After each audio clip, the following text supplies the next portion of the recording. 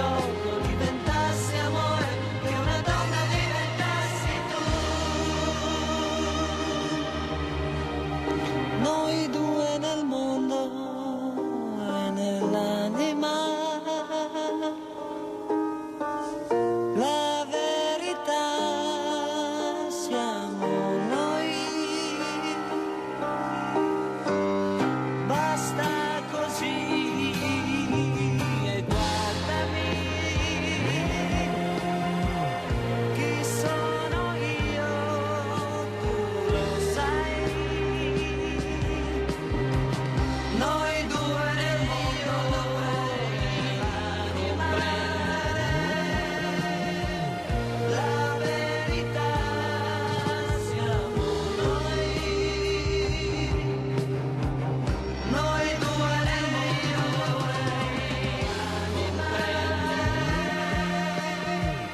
la verità siamo noi. Noi due nel mondo e nell'anima, la verità siamo noi.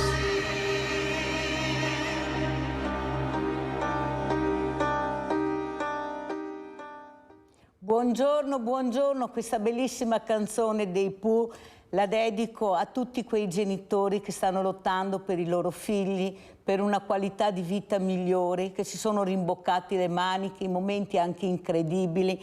Questi genitori che hanno creato il dopo di noi, che hanno creato tantissime cose. Questa mattina vivrete una sorpresa bellissima, con delle immagini particolari e molto belli che vi faranno un piacere enorme, perché sarà collegato con noi, e voi lo conoscete, Luca Trapanese da Napoli, quel meraviglioso uomo che ha adottato quella bambina per includerla in un mondo migliore. È diventato assessore al sociale a Napoli, sarà con noi, vedremo le foto di Alba. Vi ricordate questa bambina meravigliosa, com'è cresciuta? Ma abbiamo anche in presenza Veronica Loschi, mamma di Tommaso, affetto da malattia rara, atresia delle vie biliari. Sono passati 5 anni dal trapianto, però Veronica Loschi ce l'avete fatta. Sì, dai. Tommaso sta bene. Sì, allora, sì. Spieghiamo cos'è questa malattia rara, purtroppo. Allora, è una malattia rara di cui non si conosce ancora la causa, che va a bloccare i dotti biliari e quindi crea una sorta di epatite cronica e quindi appunto la bile non viene smaltita. Quindi si fa un primo intervento che si chiama di Kasai. Tommaso l'ha fatto quando aveva 51 giorni di vita. E ancora ti emozioni a pensare? Sì, infatti. Sì, mi ricordo proprio lui in questo letto gigante, cioè non ci doveva proprio stare lì, ecco, nessuno dovrebbe stare. E dopo quell'intervento si spera che duri il più a lungo possibile. Nel nostro caso purtroppo è durato solo 6 mesi e quando aveva 20 mesi ha dovuto fare il trapianto completo di fegato. E giovedì saranno 5 anni dal trapianto e per ora va tutto bene. Allora, io devo ringraziare tutti quei luminari che ho ospiti, che vengono in trasmissione proprio per spiegare che ci sono tanti punti d'appoggio e anche tanti punti d'arrivo, nel senso che loro ce la stanno mettendo tutta, perché veramente fanno degli interventi incredibili. Noi sentiamo parlare veramente di interventi che fino a pochi anni fa erano impossibili e loro spiegano. Il loro grande rammarico è che hanno bisogno di personale, ecco, lo dico anche questa mattina, hanno bisogno di persone perché le richieste sono tante, non è possibile, come dice giustamente Veronica, quando vedi anche quelle creature su quei letti che aspettano questi trapianti, se non arrivano non ce n'è per nessuno, perché questa è la verità. Abbiamo ancora tanti numeri ma poche donazioni, non ci siamo ancora come donazioni, perciò cerchiamo di spingere anche su questo, perché veramente è una realtà che tutti quanti dovremmo fare, questa cittadinanza attiva. Cosa dici, Veronica? Sì, e soprattutto non solo donazione di organi ma anche di sangue e di plasma, soprattutto adesso in estate che purtroppo ci sono più incidenti e molti partono per le vacanze, quindi magari non vanno a donare, quindi l'appello è di andare a donare prima di andare in vacanza o subito dopo, soprattutto plasma, perché ce n'è veramente tanto bisogno. Allora, vediamo anche questo video che ha portato la nostra Veronica, di questi donatori dell'Avis, andiamo a vedere. Tommaso nasce per la gioia di tutti il 28 novembre 2016, nonostante una diagnosi di infertilità e un taglio cesareo d'urgenza con conseguente trasfusione di sangue per me. La gioia è inimmaginabile, ma si spegne dopo solo i 5 giorni dalla sua nascita. Tommaso ha la pelle gialla e le sue feci sono chiare, troppo chiare per un neonato. I dottori della patologia neonatale di Treviso capiscono subito la possibile patologia e rimaniamo ricoverati lì per un mese per escludere tutte le possibili altre malattie. Il 21 dicembre Tommaso viene dimesso con la speranza che una biopsia all'ospedale Papa Giovanni XXIII di Bergamo neghi l'evidenza di una malattia rara. Purtroppo l'esito della biopsia parla chiaro. Tommaso è affetto dall'atresia delle vie biliari, una patologia rara che colpisce solo un bambino su 100.000. L'atresia delle vie biliari comporta la mancanza o il mancato sviluppo dei dotti biliari, sia all'esterno che all'interno, portando il corpo all'epatite. A 51 giorni di vita, Tommaso subisce il suo primo intervento chirurgico, chiamato di Kasai, il cui obiettivo è di far fuoriuscire la bile dal fegato. Non sempre funziona e se va a buon fine non si sa per quanto tempo. Dopo 6 ore di operazione e 2 sacche di zero negativo, dopo 28 giorni di ricovero, finalmente torniamo a casa. Tommaso comincia a vivere la sua infanzia, scandita però dalle 10 sveglie che ci ricordano di assumere i farmaci. Per 4 mesi abbiamo vissuto una vita tranquilla, fino a quando Tommaso non iniziò ad avere prurito in tutto il corpo, tanto da provocarsi vere e proprie ferite sul viso e nel resto del corpo. Tentammo di tamponare la sua smania con un farmaco in più e con i calzini alle piccole manine. Passarono un altro paio di mesi e la pelle di Tommaso tornò ad essere gialla e iniziò a rigurgitare il latte speciale che beveva. E adesso vediamo invece un altro video, perché bisogna essere positivi. Andiamo a vedere il video che ci ha mandato Luca Trapanese, che è collegato con noi. Ciao Luca, grazie, finalmente ti ho ospite Luca. Vogliamo salutare Alba, andiamo a vedere anche il video di Luca. Nous avons joué notre vie ensemble. Et puis un beau jour, la chance a tourné. On ne finira pas la partie ensemble et chacun s'en va seul de son côté. The winner takes it all.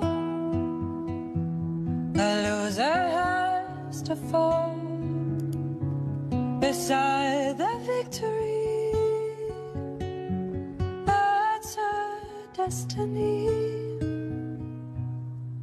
I was in your arms, thinking I belonged there. Figured it made sense, building me a fence,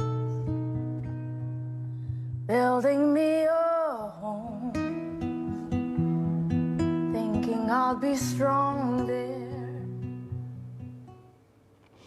Allora, siccome che Veronica sta piangendo, do subito la parola al nostro Luca Trapanese. Allora Luca, intanto ti ringrazio per questi video che ci hai mandato, perché eravamo d'accordo che ci saremmo rivisti, so i tanti impegni che hai, ti ringrazio, so che resterai con noi solo 20 minuti, ma per noi è sufficiente, sì, perché volevamo salutarti. Prego Luca, ma la mia domanda parto subito. C'è un grande dibattito, genitori, bisogna avere il papà e la mamma, non vanno bene 2 mamme, non vanno bene 2 papà, qualcuno ha passato il cerino su una cosa che forse non interessa, ai bambini interessa solo amore, rispetto. Cosa vuoi dire Luca? Ma è quello che tu hai detto in maniera eccezionale, cioè che i figli cercano alla fine di essere amati e di essere aiutati a crescere e soprattutto di essere rafforzate nella loro vita. Non c'è nessuna differenza per i figli avere 2 genitori maschi, 2 femmine, o un papà e una mamma. L'importante è che loro siano messi al centro della vita e dell'amore di queste persone.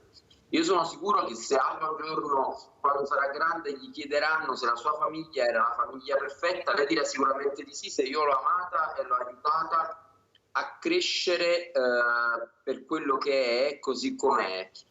E per lei è quella la sua famiglia, cioè siamo io e lei, come per un altro bambino ci sarà un altro tipo di famiglia. La famiglia perfetta non esiste, forse quella tradizionale non è mai esistita nella vita, ma ci sono le famiglie, sono tutte diverse, ora è impossibile catalogarle, ma noi dobbiamo dare a tutte quelle famiglie i giusti diritti. Luca, non pensi, tu sei assessore al sociale a Napoli, non pensi che qualcuno ha voluto passare il cerino per non affrontare i temi reali che ha questo paese, ad esempio l'adozione? Perché non siamo partiti invece con l'adozione invece di partire su una cosa che a queste creature solo devono dire grazie per avere dei genitori o mamme o papà meravigliosi? Cosa vuoi dire, Luca?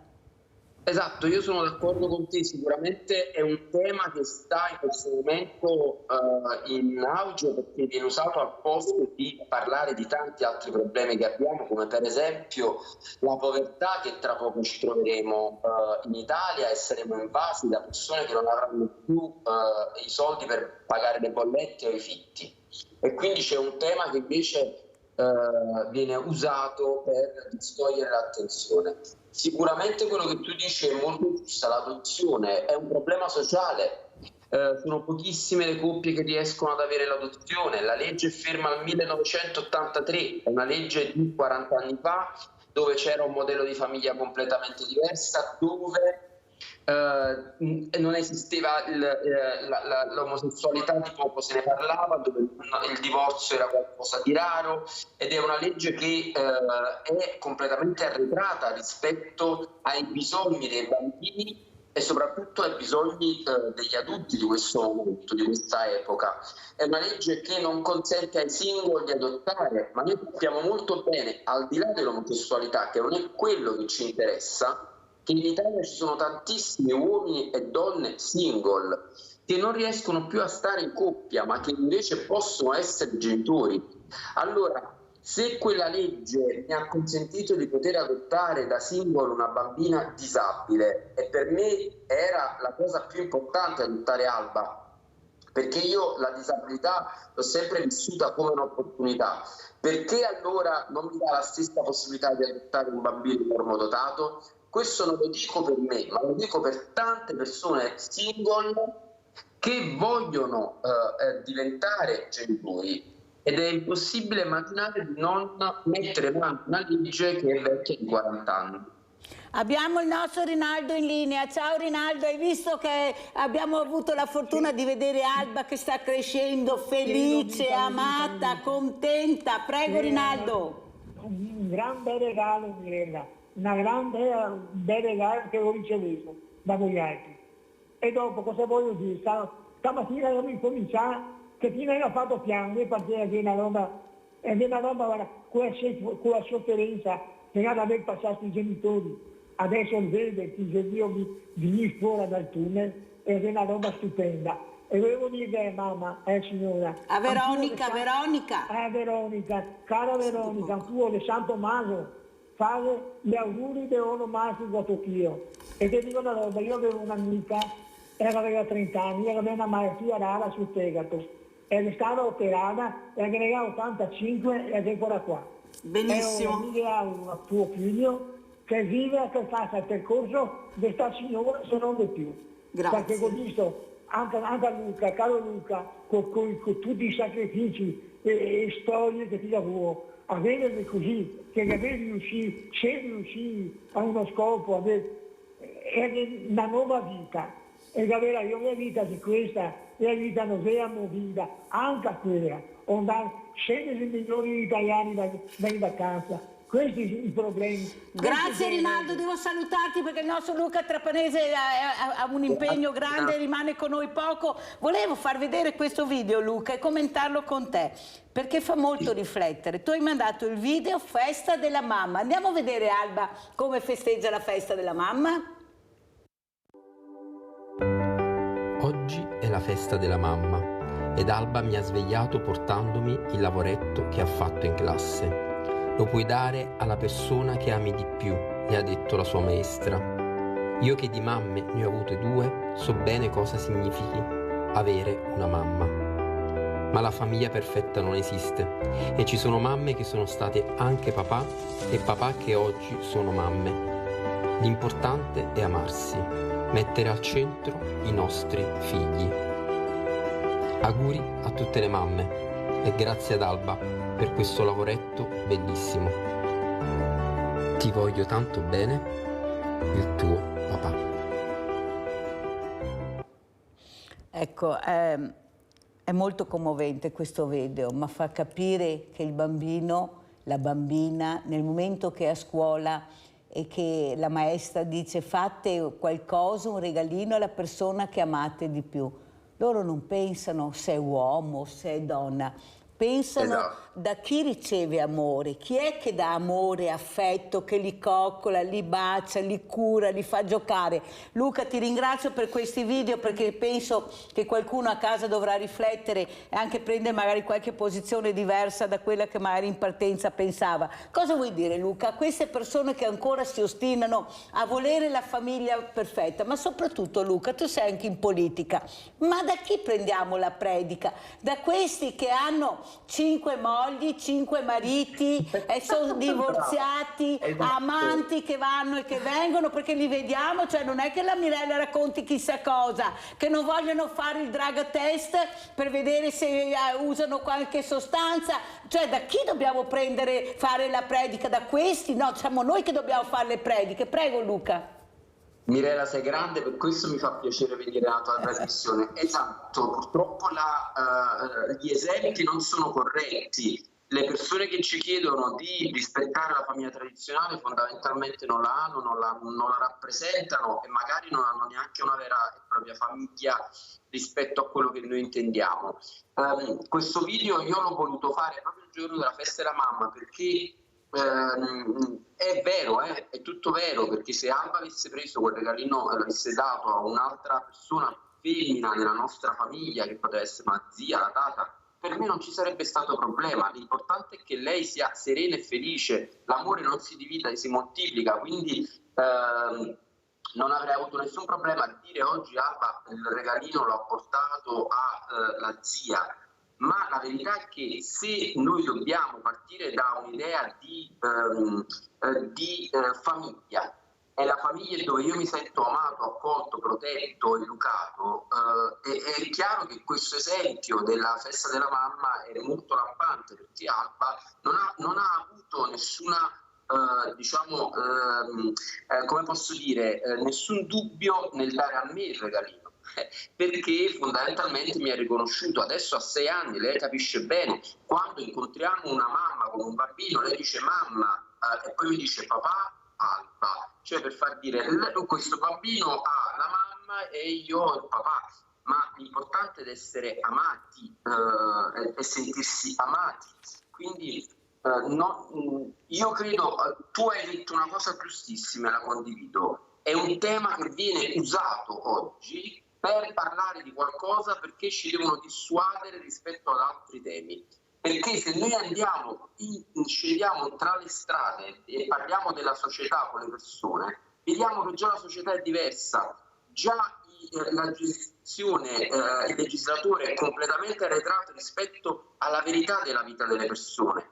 Le famiglie tradizionali sono tutte, anche la mia è una famiglia tradizionale perché alla base c'è l'amore, il rispetto, la gioia, la fatica, la stanchezza, i nonni, gli zii, le incomprensioni, c'è tutto. Alba non va la sera alla discoteca, ha una famiglia che la ama, io l'ho messa al centro della mia vita e quindi questo è importante.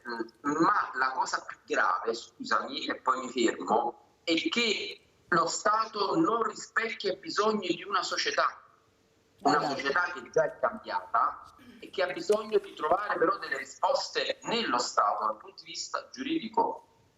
Abbiamo Livio da Padova, vai Livio, ciao! Ciao Mirella, ti saluto, è un po' di tempo che non ti sento perché sono stato ad Abano a farmi delle cure Bene. termali di fanghi, Bravo. e acqua termale, massaggi, perciò volevo salutarti e volevo una curiosità da te che sei informata e anche dai tuoi ospiti, se ne sono a conoscenza. Per quanto riguarda la donazione di organi, io anni fa ho rinnovato la patente e nel documento che mi hanno rilasciato io ho messo che alla mia morte accetto di donare gli organi, e come me penso che moltissimi altri abbiano fatto questa formula, hanno accettato questa formula. E prima tu dicevi che purtroppo siamo a corto qui in Italia di donatori di organi. Siamo cresciuti ma non abbastanza. Sì, ma voglio dire, se viene fatta questa clausola a tutti quelli che si rinnovano la patente, dovrebbe essercene di gente che accetta di donare gli organi. Io i miei ormai quando morirò saranno consunti, però c'è anche molta gente giovane che avrà accettato questa formula. Ecco, saluto anche i tuoi ospiti e faccio loro molti auguri di salute per i loro figli, che vadano sempre d'accordo e che la loro famiglia sia serena. Grazie Livio. Sentiamo l'assessore, visto che Luca Trapanese è anche assessore, come risponde al nostro Livio. Allora, è un bellissimo argomento quello che ha dato Livio. Io per esempio ho fatto il nuovo documento di identità qualche settimana fa e mi hanno chiesto se volevo aderire alla donazione degli organi, quindi assolutamente sì, questo ormai già è di default in tutti i nuovi documenti che facciamo, sia la patente che il documento la carta d'identità. Ti viene fatta questa richiesta e ormai sapete che abbiamo tutti i documenti digitali, la carta d'identità e la scheda come se fosse un bancomat dove ci sono tutti i nostri dati attraverso quel codice, e ci sarà anche questa autodichiarazione che abbiamo deciso di donare o meno gli organi. Quindi questo avviene, si fa sia con la patente che con la carta d'identità, e come dice Livio è una cosa importantissima perché dà alle persone la possibilità di scegliere e di ovviamente essere pronti qualora noi speriamo di essere vivi sempre, però nel momento in cui succede qualcosa, se la nostra vita può essere utile ad altri, io credo che sia la donazione più bella che abbiamo potuto fare. Allora continuiamo a vedere il video proprio che ci ha portato Veronica Loschi, che riguarda proprio i donatori, in questo caso l'Avis. Continuiamo a vedere il video perché è molto importante. Intanto che mettiamo il video, Luca, racconta a quelli che non sanno la tua storia, perché non tutti la sanno. Questa piccolina che nessuno voleva perché aveva la sindrome di Down, questa piccolina perché vogliono tutti il ciccio bello, quando quelli che vogliono adottare, non tutti ma una parte, che sia perfetto, e questa creatura era là e nessuno la voleva, e tu ti sei avvicinato e hai capito che quella poteva essere tua figlia, o sbaglio, Luca?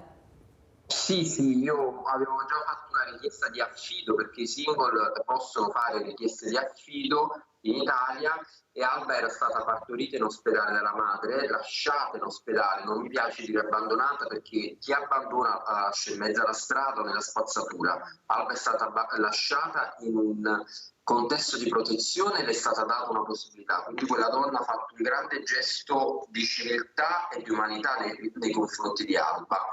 Alba è stata lasciata in ospedale e non riusciva ad essere collocata tra le coppie tradizionali proprio per la sua sindrome di Down, e quindi purtroppo non riusciva, è rimasta per quasi un mese in ospedale, aveva 30 giorni, quando fino a un certo punto il tribunale mi contatta e mi dice: lei è il primo in lista degli affidi, facciamo una prova.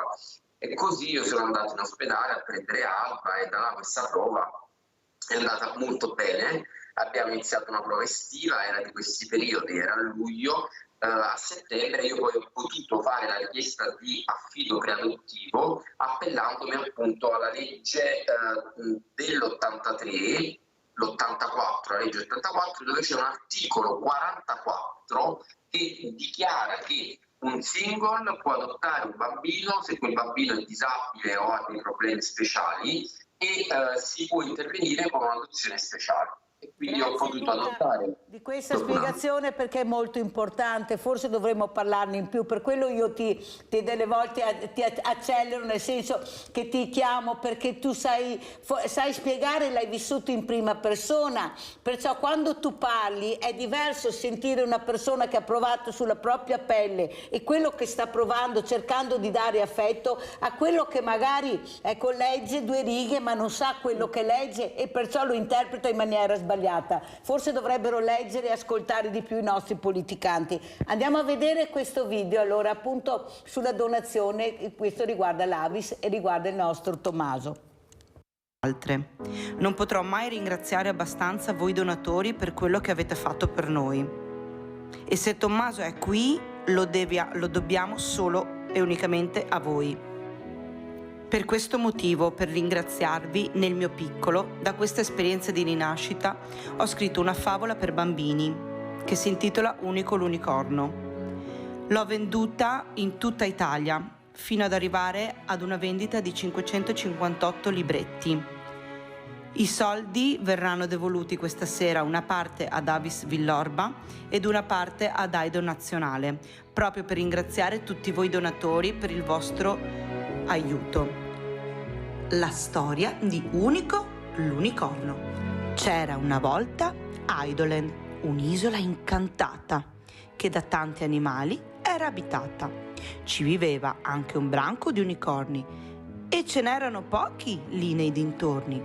Fra loro ne vive uno speciale, si chiama Unico e non è un tipo banale. Senza il corno è nato, ma subito da tutti è stato amato. L'inverno stava arrivando e tutti gli animali ad Avis Town stavano andando. Attraverso un arcobaleno dovevano passare se al caldo volevano andare. Per Unico l'unicorno questa era la prima volta, ma l'arcobaleno non poteva attraversare nemmeno stavolta. Mi manca il corno, non può venire, disse l'orso guardiano che gli animali faceva salire. Unico diventò triste, ma la sua mamma una speranza accese e agli altri animali un corno chiese. Da lontano un maestoso cervo sentì cos'era accaduto e subito si precipitò per essere d'aiuto. Ti regalo io una delle mie 2 corna, tanto a me poi ritorna. Sulla testa di Unico la decise di appoggiare, ma ahimè era troppo grande e gli finì per cascare. Grazie lo stesso per il tuo omaggio, ma devo prepararmi al freddo con coraggio. Si avvicinò lenta in cima a un albero una lumachina. Ciao, se ti serve ti do io una mia antennina. Grazie amica cara, però per me è troppo piccina. Unico andò triste verso il mare, dove le lacrime voleva abbandonare. Mentre piangeva, vide l'acqua che si muoveva e da quest'ultima sbucò un animale, un pesce dall'aspetto fenomenale, un po' delfino, un po' unicorno, perché aveva una pinna ed in testa un colorato corno. «Ciao, perché piangi?» chiese lo strano pesce. Perché non posso migrare se il corno non mi cresce. Ti posso dare io il mio? Io sono vecchio, non ne ho più bisogno e l'arcobaleno ormai mi appare solo in sogno. Grazie, ma tu rimarrai senza, io non posso proprio accettare. Unico salutò il suo nuovo amico narvalo del mare, grato del regalo che gli voleva fare. Quando ormai le speranze erano finite, dal mare arrivò una barchetta piena di margherite. Per Unico c'era scritto sopra la barchina e al suo interno c'era un corno colorato e una letterina. Caro Unico, io lo so cosa ti serve per vivere nuove avventure. Io ne ho vissute tante e ho sconfitto le mie paure. Ora tocca a te vivere le tue, col mio corno colorato, e spero che ne sarai affezionato. Indossalo e io con te per sempre sarò, e il mondo coi tuoi occhi amerò. Un amico marino. Unico mise in testa il corno dell'amico prezioso e subito apparve come un unicorno maestoso. Ora potrò vivere come gli altri unicorni, anche se saprò che tu non torni, ma per sempre ti sarò grato per la seconda vita che mi hai donato. Fine? No, è l'inizio di un lungo e bellissimo viaggio, il viaggio della vita. Abbine cura sempre con coraggio. Grazie dottore. Allora Luca, vedi questo libricino che ho qua? Ve lo ricordate che ve l'avevo fatto vedere? Abbiamo cercato anche di aiutare mamma Veronica, guardatelo. Allora Luca, Veronica vuole spedire questo libricino con dedica ad Alba. Sarà una dedica speciale fatta da Tommaso, questo bambino che anche lui come Alba ce la sta mettendo tutta per far capire al mondo che loro vogliono solo essere amati. Veronica continua a piangere, ma come si fa a non piangere rivivendo quello che hanno vissuto questi genitori? Perciò sappi che ti invierò questo libricino per Alba con la dedica di Tommaso. Ecco, cosa vuoi dire e come ci saluti Luca? Allora no, io ringrazio Veronica per questa bellissima testimonianza, la storia è molto bella e fa capire anche che da soli non andiamo da nessuna parte, dobbiamo essere sempre aiutati e stare insieme ed aiutare le persone più fragili o gli unicorni più fragili, quindi è una bellissima storia. E niente, io ti saluto dicendo che sono sempre a tua disposizione, ti ringrazio per questo invito e quando vuoi ci sarò sempre. Grazie a Luca. Allora noi vi lasciamo con questo video che ci ha mandato Luca Trapanese, il secondo. Ciao Luca, un abbraccio grande. Alba, ti ringrazio per questa tua veramente presenza che è stata molto importante per far capire che qualcuno deve cambiare registro per quanto riguarda amore e affetto che dobbiamo dare a questi bambini. Grazie Luca Trapanese, collegato con noi da Napoli, assessore sociale. Andiamo a vedere il video e poi andiamo in pubblicità. Dreams the way you are in all of mine. You got a love so fine. I wish that I could make you mine. Won't you sit down? You know I love you, honey, and you look so tired. I know it's hard, we're thrown into this life. In the morning when I wake, the sun is shining through. Oh, you fill my lungs with sweetness, and you fill my head.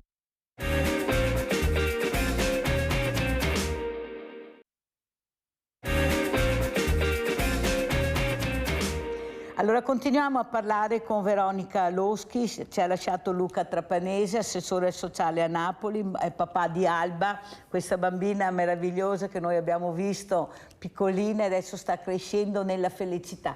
Ecco, cosa vuoi dire tu Veronica, che hai capito che qui si parla di sensibilità, di capire qual è il problema da risolvere, non è se è maschio o femmina, è l'amore, la sensibilità che tu avevi, che tu hai, che tu provi per queste creature, prego. Sì, è proprio a loro quando da grandi gli diranno com'è stata la tua infanzia, la risposta è felice, non felice perché avevo mamma, papà, felice perché... Il microfono tuo dov'è? È andato, è sparito, adesso eccolo qua.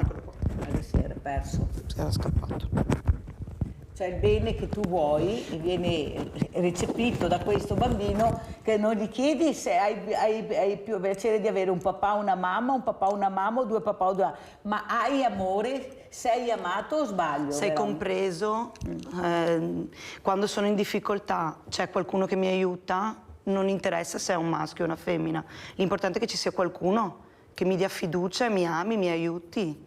È stata una frase che ha detto, molto bella, ha detto che per lui la disabilità è un'opportunità, per tutti e due in realtà, esatto. Perché per lui comunque crescere una bambina che ti darà cose anche molto, non so come spiegare, però già un bambino porta un sacco di gioia, in più un bambino che ha bisogno di te ne dà ancora di più, quindi in realtà l'opportunità è tutta del papà in questo caso. Un'altra cosa importante è capire, sono momenti molto duri quando vieni a conoscenza che il tuo piccolino, la tua piccolina ha queste problematiche, queste malattie rare che sono tantissime ma sono poche come numeri e perciò non si investe molto. Tu cosa vorresti dire? Perché è importante investire con la ricerca sulle malattie rare? È importantissimo per contrastarle o per prevenirle addirittura. È veramente importantissimo tutto il circuito della ricerca, si dà probabilmente troppo poca attenzione, è più quando succede vediamo più che un prevenire, purtroppo. Prima si parlava di donazioni, ma poi culturalmente non siamo preparati. Io mi ricordo a scuola nessuno parlava, e non è che parliamo di chissà quanti anni fa, sì, è passato del tempo, però proprio culturalmente non siamo cresciuti, mentre in altri paesi lo fanno da tanto, da sempre. Ecco, perché è difficile poi dire come si fa a non donare. Guardate che non è così semplice come si pensa donare, non tutti sono d'accordo. Cosa vorresti dire tu, Veronica, invece che sai l'importanza della parola donare? Che sì, appunto, non tutti sono d'accordo, ma c'è anche poca informazione o comunque informazioni sbagliate e quindi questo crea difficoltà nella scelta. Adesso con Avis stanno andando nelle scuole, anche negli asili adesso, appunto per parlare in generale di cos'è il dono, di cos'è il donare, di come ti fa sentire dare agli altri. Questo librettino che tu hai fatto, unico, l'unicorno, fa capire che puoi entrare anche con un tema molto importante, molto delicato, anche con i bambini, raccontando queste favole che loro veramente amano. Forse dobbiamo raccontare più le favole come una volta. Cosa vuoi dire, Veronica? Sì, Tommaso ormai non ne potrà più di unicorni, però gliela leggo spesso anche per rinforzarlo, per fargli capire che quello che gli è successo non c'è da vergognarsi. Cioè tu parli, dialoghi con tuo figlio di questo trapianto che ha avuto? Lui sa tutto. Lui sa tutto e spiega a tutti, a quelli che gli chiedono. Ecco, cosa ti chiede quando tu gli spieghi? Cosa vuole sapere Tommaso? Allora, la prima volta mi ha detto: ma mamma, perché io ho una V rovesciata sulla pancia?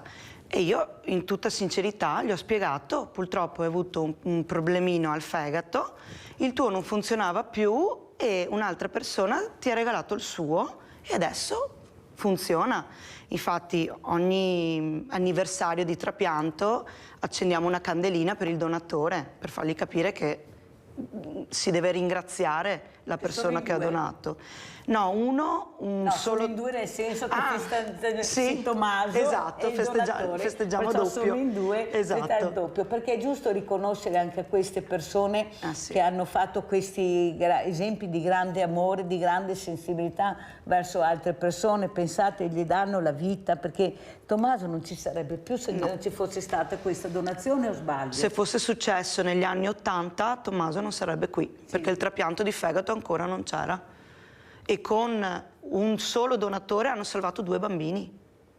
Cioè, hanno salvato 2 bambini e 2 famiglie. Pensate, perché il fegato... hanno salvato, hanno fatto lo split. Esatto, non è che serve tutto. Completo. No, perché fortunatamente è un organo che si rigenera, quindi il pezzettino che è stato dato a Tommaso sta crescendo con lui, per quello ogni 3 mesi deve fare dei controlli per controllare che stia crescendo in armonia col suo corpo. Ascolta Veronica, come vivi l'ospedale con Tommaso, questo ospedale che ha aperto le sale operatorie anche alle telecamere, dove ho visto anche non solo a Treviso questa cittadella della speranza che fra poco veramente sarà pronta, ma anche prima, dove questo direttore generale e tutte le equip che curano questi bambini, queste creature, cercano di metterli più a suo agio possibile. Avevano aperto addirittura il biscottificio, che speriamo riprenda. Ecco, questi giardini che ci sono, ecco, come vive? E tu come vivi quando accompagni tuo figlio? Non è più l'ospedale di una volta che terrorizzava, o sbaglio, Veronica? Sì, è un'altra cosa, diciamo, soprattutto per i bambini, anche per noi genitori, devo essere sincera, perché in ogni caso, ogni 3 mesi pensare che devono fare un prelievo a tuo figlio, un po' di ansia te la fanno venire. Però dopo, quando arrivi e gli dici: Tommaso, prima di fare il prelievo andiamo a fare una passeggiata, che c'è l'acqua che scorre, quindi la vive anche lui in modo più sereno, più rilassato. Poi quando c'era il biscottificio, cioè, da ridere, perché Tommaso diceva all'infermiera: fai presto che devo andare a mangiare i biscotti. Anzi, salutiamo Adriano Mellone, questa figura meravigliosa. Grazie, veramente, fantastico, sì. Che ha cercato di dare felicità. Speriamo che riprenda questa attività meravigliosa che era fatta in questa pediatria veramente molto molto importante. Un'altra cosa importante che volevo chiedere, la scuola. Ecco, la scuola come ha saputo accompagnare tuo figlio, perché ha vissuto dei momenti delicati. Ecco, questo bambino che va a scuola però ha già un trascorso molto importante. Prego. Sì, diciamo che è partito un po' più svantaggiato, perché non avendo fatto asilo, perché tra malattia e Covid lui ha frequentato molto poco, però no, devo dire che comunque la scuola è sensibile a queste cose, anche quando le assenze sono oltremodo giustificate. Comunque le insegnanti mi chiedono sempre com'è andata, quindi partecipano, diciamo. Sì. Molto non ecco, ti sei mai sentita sola, Veronica? Dimmi la verità, tu e tuo marito. C'è stato un momento dove ti sei sentita sola e avevi invece bisogno che qualcuno capisse la vostra disperazione? Ecco, questo buio che c'era attorno finché non sapevi veramente come sarebbe andata. Prego. Allora, se devo essere sincera al 100%, no, non mi sono mai sentita sola. Sono stata oltremodo fortunata, perché ho trovato persone molto sensibili, soprattutto il discorso che ti facevo prima, Tommaso è stato trapiantato a Bergamo, quindi quando era in terapia intensiva il genitore non poteva dormire con lui e sono stata accolta da una struttura che si chiama la Casa di Leo, dove accolgono i genitori dei bambini ospedalizzati. Ed è quello che sta facendo una mia amica. Che ne parleremo dopo, perché è una cosa importantissima che dirà la nostra Veronica Loschi, grazie a questa figura femminile. Questa volta, prima abbiamo visto la figura maschile, esatto. Adesso vedremo più avanti la figura femminile, dove ha cercato proprio con la propria sensibilità di aiutare queste persone che sono anche in difficoltà, perché è una spesa economica anche non da poco, spostarsi, cambiare, non sai quanto tempo, quanti giorni. Infatti. Ecco il costo, ecco, e qua volevo arrivare prima di parlare e dare la notizia bellissima. Il costo soprattutto, ma anche nel mio caso a casa di Leo, sembra di no, però anche tornare a casa dall'ospedale e avere una persona che ti chiede come stai, come è andata, non hai bisogno di qualcosa. Albergo, nel senso, non perché l'albergo è squallido, no, però... ma la solitudine che ti porti dentro, perché hai solo la stanza, non hai nessuno che ti accompagni in momenti di disperazione, perché tu non sai come finirà. C'è un punto di domanda o sbaglio, Veronica? Sì, c'è un grande punto di domanda. E io mi sono resa conto che mi bastava il sorriso anche di un estraneo per riprendere le forze, ecco. Quindi no, non mi sono stata veramente fortunata, perché spero che nessuno si senta solo in queste occasioni, però io sono stata veramente fortunata, ma anche solo con te che comunque mi hai ospitata per parlarne. Ci mancherebbe. Cioè, sensibilità è importantissimo. Allora andiamo a vedere anche questa foto di questo assegno che grazie alla vendita di questo libricino è riuscita a raccogliere la nostra Veronica Loschi ed aiutare altre realtà. Andiamo a vedere, ecco qua il momento, ecco guardate la foto, prego Veronica, come la commenti? Qui è la presidente AIDO, Flavia Petrin, che è venuta ospite tante volte da noi. Ecco, infatti, e Tommaso non vedeva l'ora di consegnarlo, perché anche lui era orgoglioso di quello che siamo riusciti a fare. Qui invece è con il presidente Domenico Rottari di Avis Villorba, di cui faccio parte del consiglio direttivo, e anche qui nell'occasione del 50° anniversario di Avis Villorba ho parlato con il video che avete trasmesso prima, ho parlato ai donatori per ringraziarli, perché il trapianto di Tommaso ci sono volute 8 sacche di sangue, quindi 8 persone, 10 ore e mezza. Pensate. Infinite. Tra preparativi, però pensate a questi genitori, ecco Quando ci sono anche queste stanze di raccoglimento, anche negli ospedali, come stiamo cercando, tipo la stanza di Jacopo e altre stanze che sono nate, per dare la possibilità di riflettere, di stare con se stessi a queste persone che stanno vivendo dei momenti drammatici. Pensate a queste creature, sono i tuoi figli che vanno in terapia intensiva, che non sai come andrà l'operazione, perché fino alla fine c'è un punto di domanda, è andata benissimo, ma c'è sempre il punto di domanda, e non sentirsi soli, sentire che puoi stare con i tuoi pensieri, che puoi riflettere e non sentirti sola, perché sei una struttura che ti protegge, o sbaglio? Sì, nel caso in cui sono andata io non c'era questa accoglienza, diciamo, però vedo che si stanno sensibilizzando anche da quel punto di vista, perché sì, all'ospedale vai per essere curato, non per essere coccolato, tra virgolette, però nei vari studi hanno visto anche che essere coccolati in ospedale ti dà delle difese immunitarie molto più alte. Quindi anche il genitore che viene ricaricato con positività, con un ambiente accogliente, è tutta energia che va a dare al figlio, e quindi è un aiutarsi a vicenda. È molto bello perché appunto ci si supporta in maniera molto importante. Allora andiamo a vedere anche un altro video, sempre che ci aveva mandato Luca Trapanese, di questo mondo bellissimo. Prima abbiamo visto l'unicorno, adesso andiamo a vedere il mondo delle favole.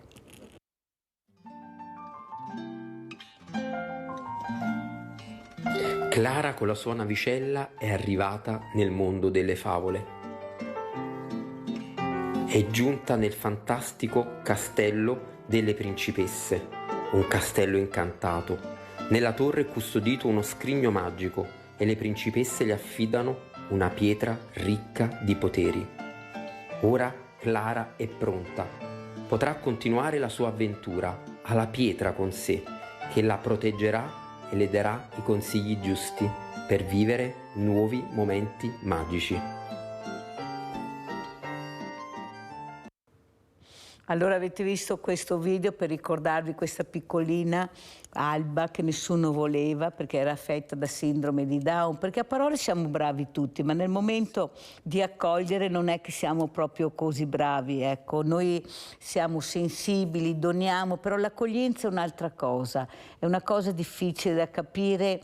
Ecco, in questo momento tutti quanti gli stati, ma specialmente l'Italia, sta vivendo un momento particolare per il fatto di accoglienza. Ecco, tu come la vedi l'accoglienza, Veronica? Beh sì, come hai detto tu, è facile parlare sicuramente, però quando hai di fronte un bambino, non lo so, porterei a casa, cercherei di aiutare il più possibile.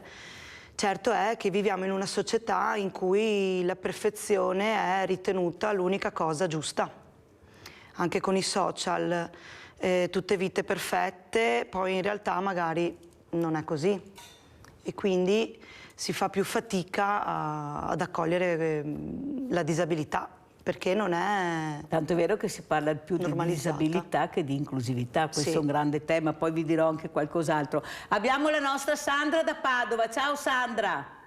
Ciao Mirella e buongiorno alla signora e buongiorno al signore che avete fatto vedere il filmato.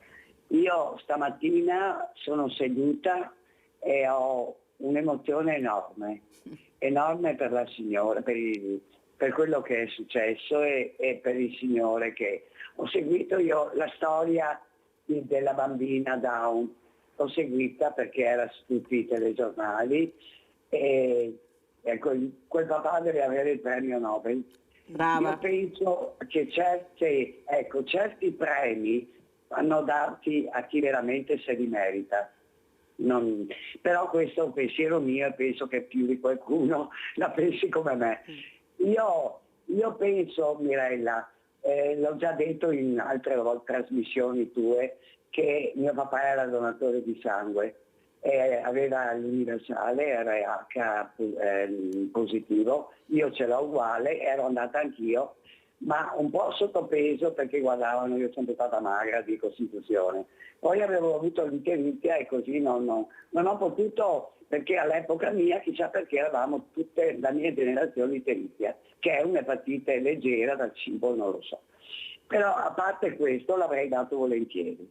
Come ha detto il signore prima al telefono, gli organi, io ho un'età, sono anche sana, perché ho fatto anche gli esami del sangue, per fortuna tutto bene, perché con la scusa del Covid abbiamo bloccato anche quello che era la cura personale di routine, diciamo, vista l'età. Però io sarei anche disposta a dare anche le unghie, cioè adesso Mirella, parliamoci chiaro, cosa me ne faccio quando io sono morta? È come i beni materiali. Io non ci portiamo niente. Allora, indipendentemente dalla religione che ci creda il paradiso, l'inferno, indipendentemente da queste cose qui, che ognuno la pensa come vuole o crede come vuole, però, ma perché non possiamo scrivere, dire, ma quando muoio fai quello che vuoi del mio corpo, che può essere una rinascita per qualcuno? Cioè io avevo uno zio acquisito, il marito della sorella di mia mamma, che è diventato cieco, allora all'epoca, perché è morto 4-5 anni fa, aveva già quasi 90 anni, un uomo sano, un pezzo di uomo, che a 19 o 20 è rimasto cieco, cioè un tumore, che al giorno d'oggi questa cosa si poteva risolvere col trapianto, con della cornea, cioè con tutte le varie tecniche che ci sono, perché la medicina va avanti. Allora io mi chiedo, ma perché queste persone non si mettono una mano sul cuore e dicono, ma cosa costa mettere una firmetta? Io posso anche chiamare il centro, dopo non lo so, io ho 74 anni, a 29 settembre come Berlusconi, e non lo so se potrò dare i miei organi, però li metto a disposizione. C'è ecco, un egoismo, perché l'egoismo fa anche parte dell'essere umano, non è che siamo perfetti, come ha detto la signora, le famiglie del Mulino Bianco. Ecco, mio fratello è una di quelle, devo dire la verità, però sono rare. Poi le problematiche di una famiglia, o per la salute, o per l'impatto di soldi, o perché le cose non vanno bene, uno perde il lavoro. Mirella, tutti i giorni ne sentiamo, tu sei la testimone e noi ascoltiamo perché vediamo. Ecco, io mi taccio perché sennò io parlo per cento e mando un abbraccio alla signora. E tanti auguri. Che abbia una vita serena, piena di amore. Grazie alla nostra Sandra da Padova. Adesso andiamo in pubblicità.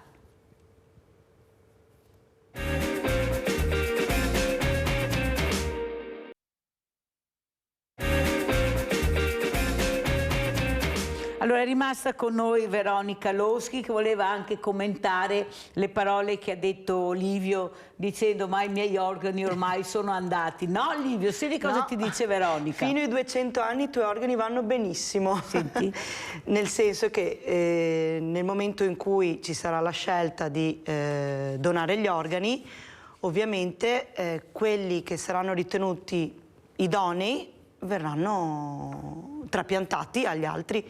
Addirittura si possono salvare 7 vite, parlando solo di organi, per non parlare comunque dei tessuti, delle cellule, delle cornee, come diceva prima, quindi non c'è limite di età. Allora, mi dispiace per il sindaco Giovanni Ministeri che doveva essere qui con noi, sindaco di Cimadolmo, ma ha appena chiamato dicendo che ha dei grossi problemi, perché con tutta la pioggia che è venuta sono creati dei problemi a Cimadolmo, perciò niente, perché prima tanto secco, adesso comincia a piovere, dobbiamo investire nel territorio, perché come era già stato detto e stradetto, nessuno è più al sicuro in questo paese di una fragilità unica. Ma perché secondo te, Veronica, non si riesce a capire l'importanza di investire nel territorio? L'Emilia Romagna è uno dei tanti esempi, è l'ultimo, ma ce ne sono stati anche prima, eppure noi sentiamo anche dalle telefonate non si investe abbastanza nel territorio. Io ho questo problema, chiamano di qua, chiamano di là. Perché secondo te? Ecco, allora la sanità è così, la scuola è così, il territorio è così, ma cosa sta succedendo? A quanto pare abbiamo delle persone che dovrebbero decidere per la comunità che invece pensano per il singolo o per la cerchia, perché si sanno quali sono i problemi.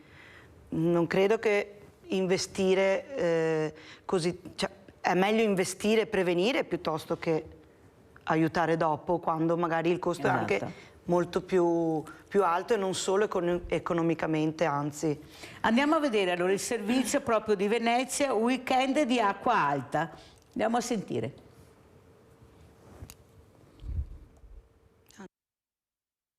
La Basilica di San Marco si è salvata dalla prima acqua estiva 2023 grazie alla messa in funzione delle barriere provvisorie rimovibili volute e collocate a protezione della cattedrale, ma il resto della piazza è andato sott'acqua ieri sera durante il concerto di Laura Pausini e anche stasera e domani c'è la medesima previsione. Come spiega il primo procuratore di San Marco Carlo Alberto Tesserin, l'acqua alta fuori stagione a Venezia dunque non può essere più considerata una rarità come una volta. In piena estate una volta non si pensava assolutamente di acque alte e adesso abbiamo sistematicamente le acque alte. Gli anni che si sono perduti per fare tutte queste cose, per mettere in sicurezza la realtà, ha perduto troppo tempo, stiamo perdendo tanto tempo. Sappiamo che le situazioni sono difficili, che diventeranno ancora più difficili, dobbiamo insistere perché la posizione di metterci in sicurezza ci sia il più presto possibile. Il MOSE viene attivato a partire da una quota di marea sul mediomare di circa 110 cm, ma l'area marciana viene allargata anche quando la quota di marea è inferiore al metro sul mediomare, come ieri sera, quando la previsione si è assestata attorno ai 95 cm. Dobbiamo sapere che le condizioni atmosferiche sono diverse da quelle di una volta e bisogna per forza attrezzarci.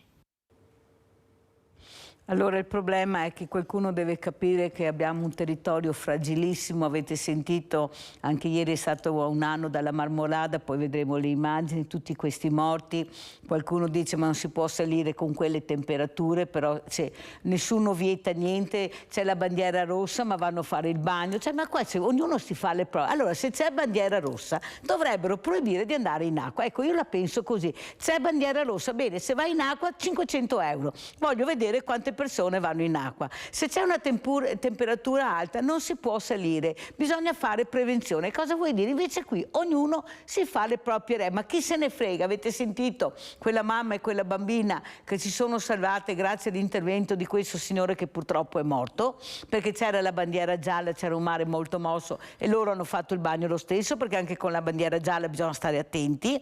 Ecco, lui è morto per salvare queste due figure. Pensate, ecco, perché ognuno non si riesce a capire che bisogna rispettare le regole. Ecco, le regole tu le stai rispettando, stai cercando di farle capire anche a Tommaso, nonostante questa fragilità che abbia, ma le regole sono regole, o sbaglio, Veronica? Sì, le regole sono regole. Diciamo che inizialmente io ho fatto molta fatica quando dovevo sgridare Tommaso, perché dentro di me pensavo sempre un'altra mamma non ha il suo bambino, perché ha aiutato il mio. Quindi ero un po' in difficoltà, però le regole aiutano a crescere, cioè se vogliamo lasciare, oltre a lasciare un mondo migliore ai nostri figli, dobbiamo lasciare anche dei figli migliori per questo mondo. Quindi Tommaso, bandiera rossa, non si entra in acqua, non si entra, perché è veramente un attimo, cioè, la natura non la puoi controllare. Cioè io ti metto bandiera rossa ma dopo puoi fare quello che vuoi, ma allora che discorsi sono? Non stai manco neanche a mettere bandiera rossa?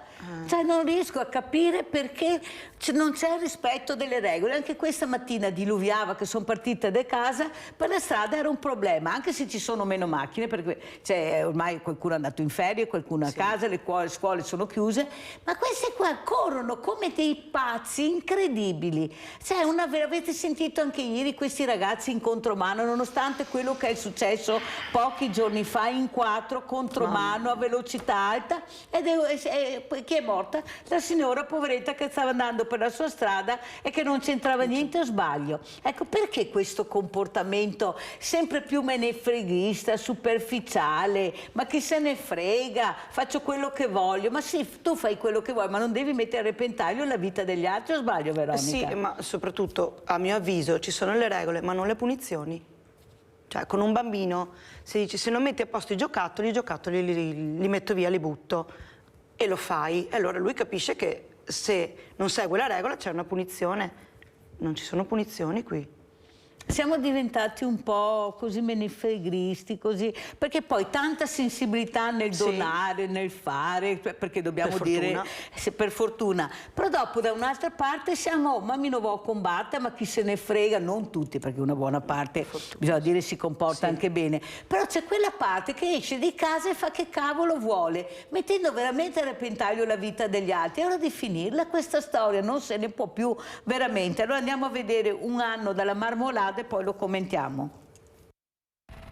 La Marmolada, un anno dopo il crollo che causò 11 vittime, 8 erano venete. La ferita sul ghiacciaio è ben visibile, uno squarcio enorme ed aperto sulla valle, come la cicatrice che non potremo mai dimenticare, citata dal presidente del Veneto Luca Zaia, rimarcando la necessità di rispettare e proteggere la montagna. Sono i giorni del ricordo, delle commemorazioni per quelle 11 vittime spezzate in una calda domenica di sole. La regina delle Dolomiti è lì, meravigliosa e fragile.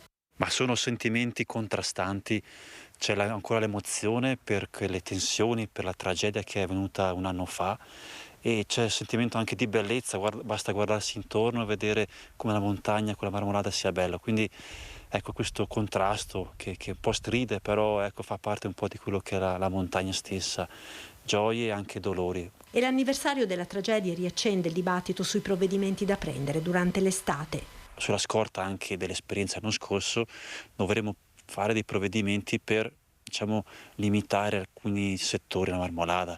Diciamo, non vogliamo parlare e non parleremo di zona rossa, di chiusura, ma soltanto di verificare che alcuni sentieri possono essere percorsi in sicurezza. Il rischio zero non esiste in montagna, rincalza il sindaco di Roccapietore, secondo il quale chiudere tutto non è la soluzione. I montanari sanno bene che le montagne possono creare questi problemi, cioè in tutta l'estate del 2022 saranno stati almeno 10 i casi di frane e di parti di roccia che si sono staccate dalle nostre montagne, anche sulle famose tracime di Lavaredo.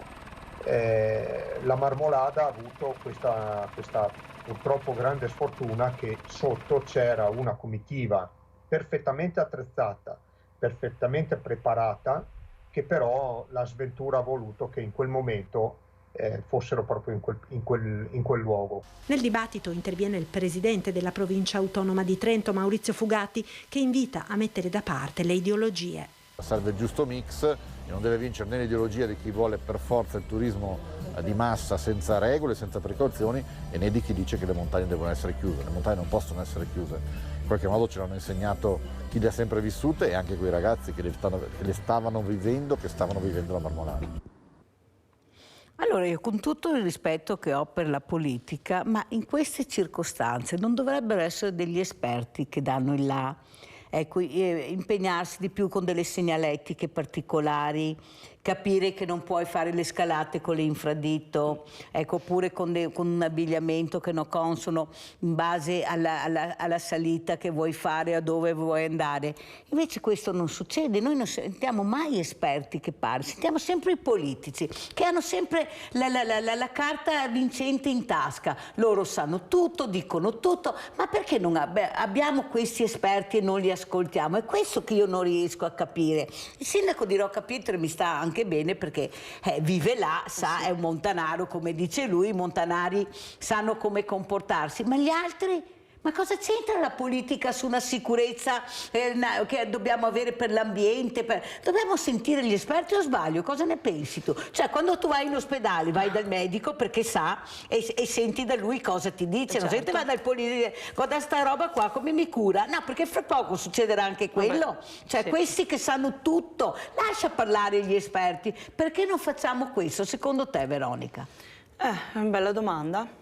Sarebbe proprio da chiederlo a loro, perché anche un politico può a maggior ragione affiancarsi a degli scienziati, far parlare loro anziché parlare, cioè, non Non ho parole, posso dire così. Infatti il grande Mesne ha detto con quelle temperature non si può andare a certe altitudini perché veramente è pericolosissimo. Ma lo dice un esperto, allora se l'esperto dice questo vuol dire che sa che c'è un pericolo veramente incredibile, perciò tu devi prendere delle precauzioni, ma non si può perché c'è il business. Sì. Allora il business va sopra anche la realtà, quella che è la vita umana a mio avviso, e questo è il grande problema che abbiamo. O sbaglio io? Cosa dici, Veronica? No, è vero, si vede in molti contesti questa cosa, perché anche con la sanità c'è stato il periodo in cui non c'erano medici di base, anche lì basta tenere aperte le iscrizioni alle università senza fare l'esame. Allora sentiamo questo esperto del ghiacciaio cosa dice, visto che abbiamo visto e parlato della marmolada. Andiamo a sentire il servizio. C'è uno spessore di neve un po' di più di quello dell'anno scorso, insomma caduta negli ultimi mesi primaverili, marzo, aprile, e anche però dell'acqua superficiale. C'è già la neve in fusione, quindi l'acqua superficiale percola e scorre sulle placche rocciose sotto la zona del crollo. Il ritiro del ghiacciaio è un dato di fatto, nel senso che appunto negli ultimi 3 anni la superficie del ghiacciaio si è ridotta molto di più, cioè non proporzionale rispetto alla media degli ultimi 20 anni, che era di 5 ettari all'anno. Negli ultimi 3 anni siamo arrivati addirittura a perdere una superficie di 9 ettari. Abbiamo rilevato spessori del ghiaccio pari in un transetto di 26,7 metri, quindi quasi 30 metri insomma, di spessore di ghiaccio. Ma non è molto, perché con la tendenza attuale, la perdita di spessore annua che rileviamo, insomma, in qualche decina d'anni il ghiacciaio potrebbe anche sparire. Qualche decina d'anni il ghiacciaio potrebbe anche sparire, mi sa che sparirà tantissime cose, non solo il ghiacciaio, se continuiamo a parlare di cose che non interessano e che non è un problema, invece di parlare di cose che servono, visto la fragilità di questo paese, che è una cosa incredibile. Ad esempio, ieri ho sentito che il turista è molto orientato verso la gastronomia, ma l'enogastronomia, ma lo hai capito adesso? Cioè, non so, lo hai capito adesso che il turista viene qua per mangiare, per bere, perché abbiamo dei prodotti tipici che non si trovano in nessuna parte del mondo, cioè lo hanno capito adesso? Investire su questo adesso? Cioè non si poteva fare anni fa, visto che c'era questa richiesta? Ecco, c'è qualcosa che non funziona.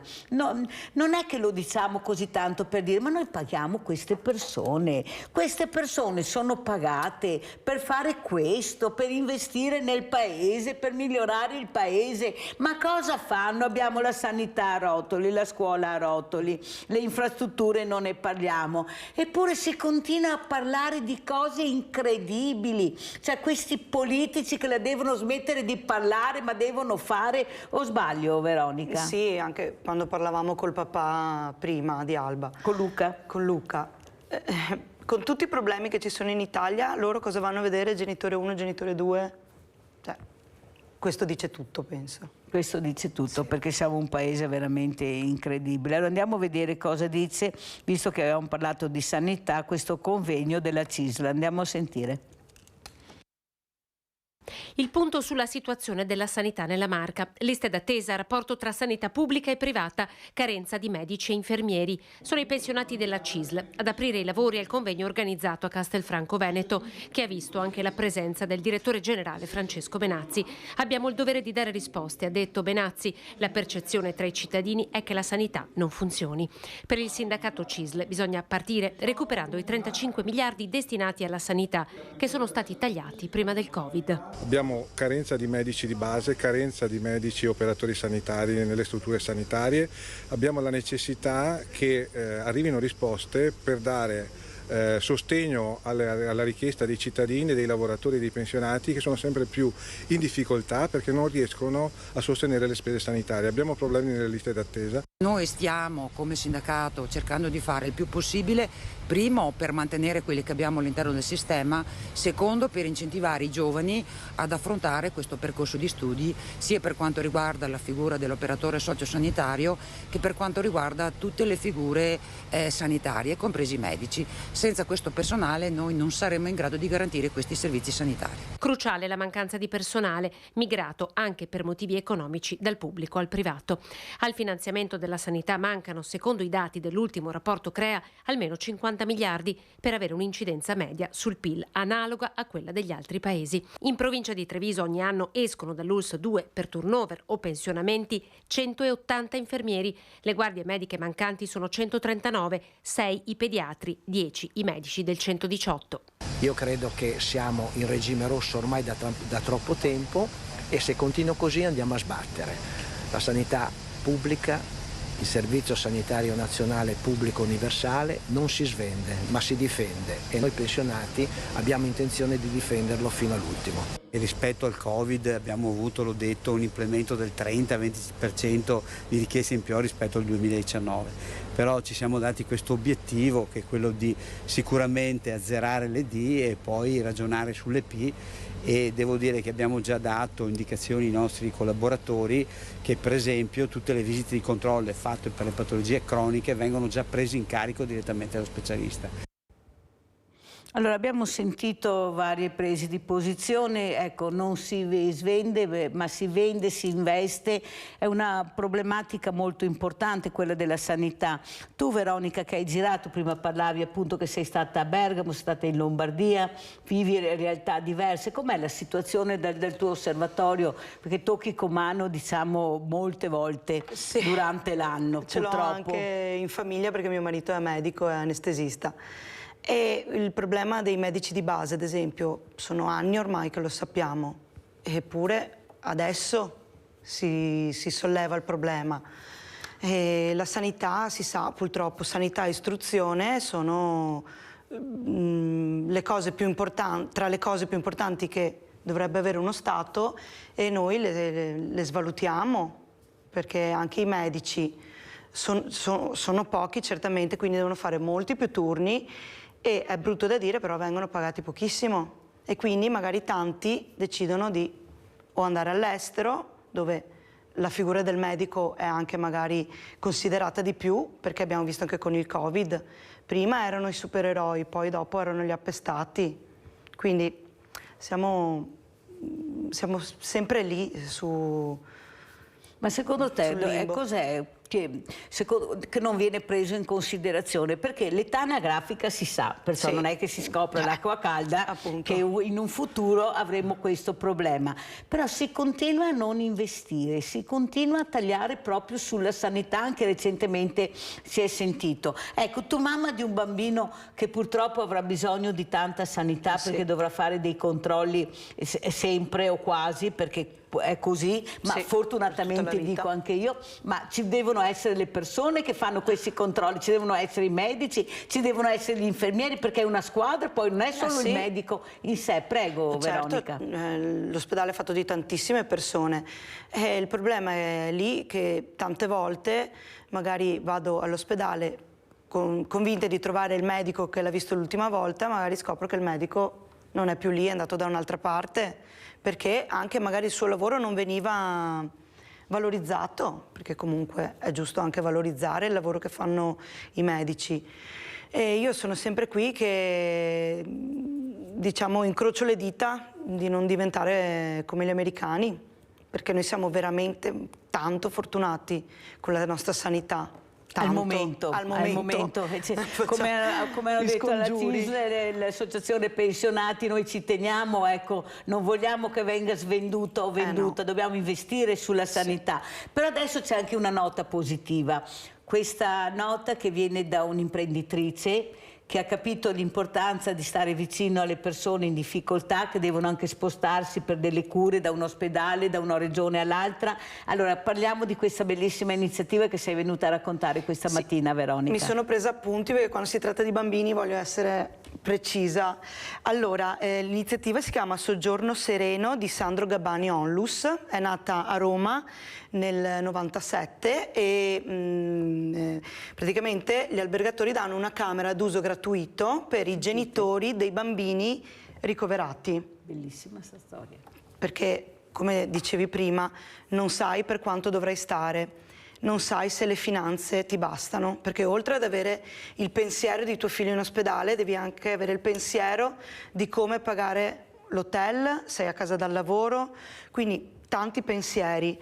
E questa mia amica, che si chiama Lucia Tomba, ha messo a disposizione nei suoi hotel Best Western di Silè e Tessera appunto delle camere gratuite per chi ne ha bisogno. Sentite? È una cosa veramente, intanto ringraziamo Lucia per questa sensibilità, ecco, per questo mettersi in prima linea, di affrontare il problema, ma non col bla bla bla, di realizzare, di dare soluzioni gratuitamente pensate alle persone in difficoltà che non hanno la possibilità di pagare magari questo albergo. Lei mette questa stanza a disposizione, spero di averla anche ospite perché mi farebbe molto piacere. Ecco, questi sono gli imprenditori anche del nord-est, questi imprenditori che veramente capiscono il problema e si danno veramente da fare, cercano di migliorare la qualità della vita mettendo a disposizione queste realtà. Infatti io leggevo qua prima Treviso capitale della cultura, sì da provincia e rete festival. Sì, ho capito, ma in questo elenco dove c'è l'inclusività? Cioè qui si continua a invitare chi si vuole, associazioni più o meno che conosci, ma io penso che questo registro deve cambiare. Può esserci un treno a 2 binari che corre solo dal binario che ha deciso questo ente senza consultare magari le altre associazioni. Prima ne parlavo proprio con Veronica Loschi e lei diceva è sempre così, qualcuno viene invitato ma molti no, non si sa il perché. Prego Veronica, lo trovi giusto? Come mai? Ecco, questa rete eventi, questi festival e l'inclusività, il mondo delle tradizioni, dove sono queste associazioni che non sono nell'elenco? Prego. Anche perché ce ne sono tante associazioni sulla disabilità, sulle malattie rare. Ma anche le tradizioni, tradizioni culturali che ne abbiamo e abbiamo la fortuna di avere. Che è importante. Eppure anche non sono nell'elenco, si vede che fanno vari elenchi come voglio, chissà. Questi sono veramente arroganti e prepotenti poi quando ci vai a parlare, che è una cosa inaudita e incredibile. Questi burocrati che veramente mi stanno stancando, ma stancando tanto. Io ho il coraggio di dire le cose come stanno, magari se ci fosse anche un confronto con chi di dovere che dovrebbe prendere posizione e iniziare a parlare di inclusività, se no non ne andiamo fuori, rimaniamo sempre uno da una parte e uno dall'altra. La condividi, Veronica? Sì, non capisco di cosa hanno paura sinceramente. Sull'inclusività non riesco a capire dove sta il problema. Il problema sta che purtroppo qualcuno non la vede alla stessa maniera. Allora andiamo a vedere, visto che abbiamo parlato di montagna, di nevi, di acqua, invece andiamo a vedere i vigili del fuoco, pompieri su periodo rischio incendi. Andiamo a Trieste.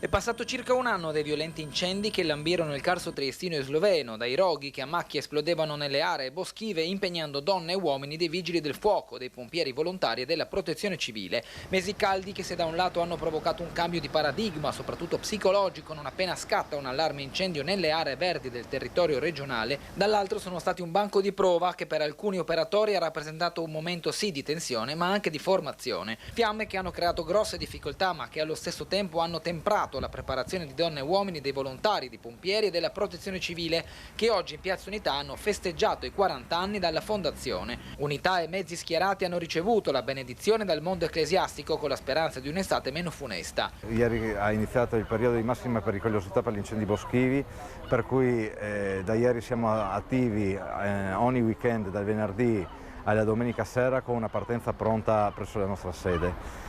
Questa è una risposta immediata per dare la sicurezza di arrivare in tempo prima che gli incendi si propagano assieme alle altre squadre, ai vigili del fuoco e la forestale. L'esperienza dell'anno scorso è stata un'esperienza unica che nessuno in provincia ha vissuto, per cui è stato veramente un campo scuola di esperienze che ci hanno veramente messo alla prova, sia per quanto riguarda l'aspetto fisico delle persone, per quanto riguarda la presenza dei mezzi, l'usura dei mezzi, insomma il massimo che la struttura di protezione civile poteva dare in quel periodo. La Regione è stata chiamata in causa in questi mesi per interventi volti alla prevenzione del rischio incendi, con attività su alberature, terreni, bacini idrici, corridoi di passaggio nelle aree boschive, sfalcio del verde nei pressi dei binari ferroviari e contributi per la formazione degli operatori. Supportando innanzitutto l'attività dei volontari, oltre a questo abbiamo partecipato a dei convegni per poter capire qual è l'ambiente del Carso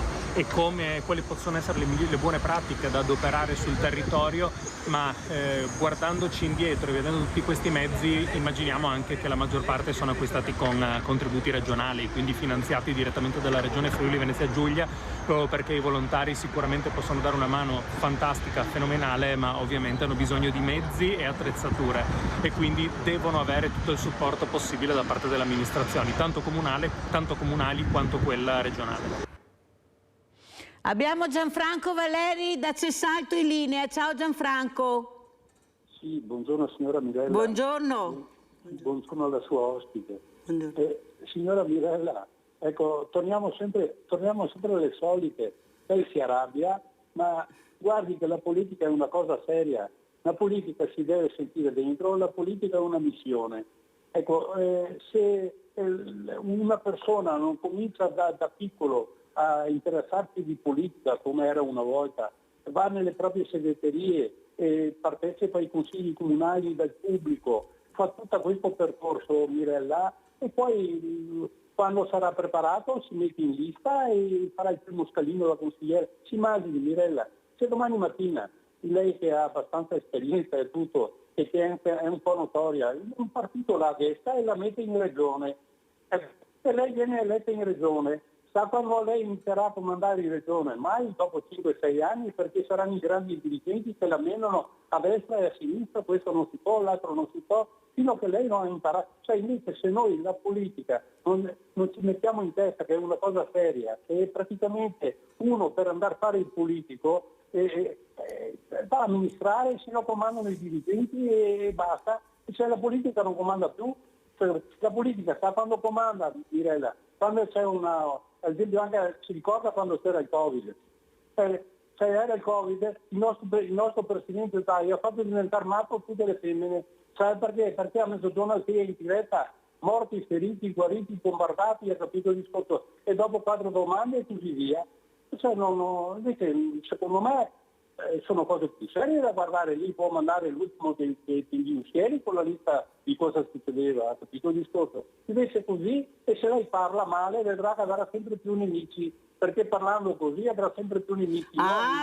Più nemici, più onore per la Mirella, sai Gianfranco, non è il problema dei nemici. No, ma le dico dall'esperienza che ho, no? Perché ho capito io Gianfranco, ma sai Gianfranco, il problema è perché nessuno di noi, pochi, hanno il coraggio di parlare, si parlava anche prima con Veronica, il coraggio di dire le cose come stanno, perché proprio come hai detto tu, si ha paura di parlare, e beh, mi non vo combatta, dopo chissà cosa che mi succede, non sta a metterti in mezzo, dopo mi crea problemi. È questo il grande problema. Il politico non vuole essere disturbato, guai, perché è abituato che tutti quanti si mettono a 90 gradi, molti, perché è un onorevole, un senatore vuol dire servo del popolo, vuol dire senatore, altro chinchini e salamelecchi, questi va a casa con 95.000 euro al mese netti, ma all'anno, ma vi rendete conto, quasi 10.000 euro al mese, per fare cosa? Per darci cosa?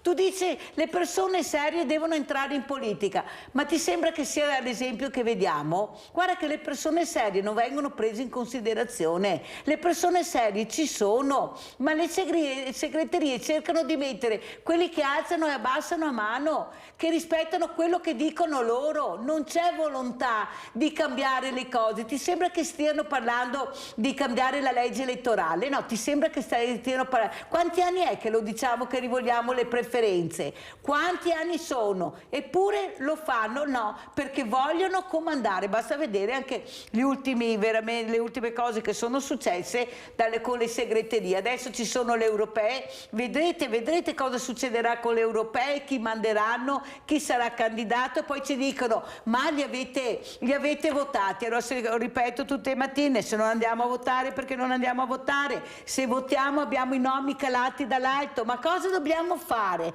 La gente ha capito, tantissime persone non vanno più a votare perché non riscontrano quello che loro vorrebbero. Deleghi chi? Ma chi deleghi a rappresentarti? Avete visto chi c'è in Parlamento? Non tutti, ma avete visto? Chi c'è, cosa combinano? Molti, che esempi danno? Veronica, ecco, tu che hai provato, grazie Gianfranco per quello che hai detto, tu che hai provato sulla tua pelle invece cosa vuol dire aver problemi seri, non avere risposte, pagare, perché devi sempre pagare, devi cercare di investire su quello che è la malattia, ma se non investi e non hai soldi cosa fai? Cosa ti ritrovi? Prego Veronica. Beh, io ho conosciuto tante mamme che hanno i bambini con questa malattia, che hanno lottato per avere i propri diritti. Cioè tante mamme appunto magari partono dalla Sicilia per venire a Bergamo a fare il trapianto del bambino e magari non hanno la possibilità tra aereo e appunto essere ospitati nelle strutture e chiedono alla propria regione di essere aiutati, ma si deve sempre alzare la voce per essere ascoltati. No, se alzi la voce dicono che sei un arrogante, un prepotente, sono furbi, cercano di passare il cerino. Ma arrogante e prepotente, ma di più, di più. Per i miei diritti, altro che... E chi è che protesta? I giovani. Avete sentito anche in Francia cosa stanno facendo? Sono dei ragazzini, stanno mettendo la Francia sottosopra, sono molto preoccupati. Qualcuno comincia a stancarsi, veramente non se ne può più. Allora andiamo a vedere questa testimonianza, cancro, frezza, ombretta. Andiamo a sentire cosa dice.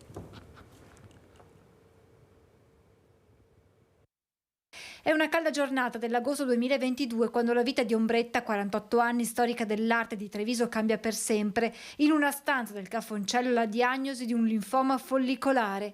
Quel momento è stato surreale, come essere in un sogno, ricorda. È stato tutto molto irreale.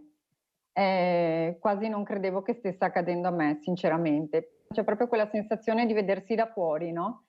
Quasi dire adesso mi sveglio, è solo un brutto sogno. Poi arrivano ulteriori esami e visite, il piano di cura e l'avvio delle terapie. Ombretta sta per iniziare il quinto e penultimo ciclo di chemio e con loro la consapevolezza della malattia e del percorso che si ha davanti. Il reparto di ematologia, in cui la vita sembra fermarsi rispetto all'esterno, diventa come una seconda casa. Medici e infermieri, nuovi compagni di un viaggio durante il quale si scopre una forza che non si sapeva di avere. Io avrei pensato così in un immaginario collettivo che mi sarei abbattuta dal primo momento, invece no, ho trovato molta serenità in realtà non dico nell'accettare totalmente quello che mi stava accadendo, ma insomma nel dire ok, va bene, è una prova che la vita ti dà e bisogna affrontarla. La paura arriva a momenti, arriva anche quella ed è giusto che arrivi, che ti dà la grinta per combattere, a volte mi ricarica, arriva di notte di solito. Paura, ma anche rabbia e nuove consapevolezze. Tante volte mi sono chiesta perché a me, però poi mi sono anche detta forse è un'occasione che non devo buttare via, ma che devo usare, usufruire, sfruttare per poter cambiare alcune cose che comunque non andavano già prima nella mia vita. Cioè mi ha fatto veramente rimettere in discussione tutto. Alla fine il messaggio a chi come lei sta affrontando la battaglia contro la malattia. Non ho mai pensato neanche un secondo che questa bestiaccia mi possa vincere, non esiste proprio. Cercare di essere comunque cercare sempre di trovare il bello in ogni giornata, anche quando sappiamo che comunque dentro di noi c'è un inquilino un po' scomodo che dobbiamo mandare via a calci assolutamente. Avete sentito la positività di questa donna che sta combattendo questo nemico, questo scomodo, un nemico scomodo, lo chiama, che dobbiamo eliminare. Abbiamo Giusy in linea, ciao Giusy. Ciao Mirella, buongiorno alla tua ospite. Buongiorno. Intanto faccio gli auguri di buon onomastico a Tommaso, perché oggi ho visto nel calendario San Tommaso. Grazie. Brava Giusy! Pensa non lo sapeva neanche la mamma, pensa che l'hai detto, brava Giusy! Grazie. Vedi che attenti che sono i nostri opinionisti, vai Giusy! Lo so, va bene. Allora Mirella, come che ti ho detto ancora, l'altro giorno quando hanno fatto quella riunione con il magistrato Nordio, con Zaia, i giornalisti facevano le domande, non si capiva niente, ma vuoi che non avessero un microfono da passarselo uno per uno? Sentivamo solo le risposte. Devono fare questo, Mirella, perché noi a casa non capiamo niente, senza microfono le domande non si capiscono niente. Questo voglio dire. Non si capisce più niente. Questo volevo solo dirti questo. E tu mi avevi detto che glielo dicevi, però forse non glielo hai detto, però non si capisce mai niente quando le fanno le domande. Vi ringrazio. Grazie Giusy, non è che devo insegnare io a fare questo lavoro ai colleghi, e sono loro che devono capire, poi delle volte hai visto quanti ce ne sono, non è sempre così facile risolvere questi problemi, però giustamente Giusy dice a casa dobbiamo anche capire, non sentire solo le risposte ma anche le domande. Allora un'altra cosa importante dopo questa testimonianza che abbiamo sentito, Veronica, di notte si riflette, si pensa, il giorno dopo, domani un altro giorno si vedrà. Ecco, la notte porta consiglio, dicevano i vecchi di una volta. Cosa dici, Veronica? Incubi soprattutto quando sei nel mezzo della tempesta. Di giorno hai sempre, nel mio caso con Tommaso, il sorriso, farlo giocare, eccetera, però poi la sera sei solo e pensi, la sera è abbastanza dura. Sì. Perché è dura la sera? Cioè è proprio un momento che sei con te stesso, che rifletti, il silenzio, è un momento di riflessione e anche ripensi a tutto quello che hai fatto durante la giornata. E molto spesso mi è capitato di dire, caspita però, ce l'abbiamo fatta anche oggi, era una giornata pesante, ce l'abbiamo fatta, chissà domani come sarà, quindi ti crei anche dei castelli, forse più per rafforzarti, per dire ok, oggi è andata così, domani anche se va così devo farcela, quindi sì, alla fine quando la giornata è positiva è più stimolante, cioè ti fa voglia di andare avanti, quando è negativa rifletti di più, sei più abbattuta. Sì, dipende anche dal carattere di una persona, quello sicuramente, perché anche molte donne che ho conosciuto, molte mamme che ho conosciuto, dipende tanto dal carattere, nel senso che alcune quando una cosa non va come sperava andasse si abbattono molto, mentre altre invece cercano di tirarsi su e dire no, ok, è una battaglia, andiamo avanti, dobbiamo vincere la guerra, quindi dipende sempre dal carattere di una persona. Soprattutto il carattere ma anche la famiglia, gli amici, chi ti sta attorno, i momenti difficili, tu hai capito, non mi sono mai sentito sola proprio perché forse avevi queste figure vicine, è importante, prego Sì, Veronica. ho avuto i nonni di Tommaso, i miei genitori che... Scusa? Che ti sono stati vicino, perché veramente è molto importante. Io riesco a capirti, sai Veronica, perché quello che hai passato non si può descrivere.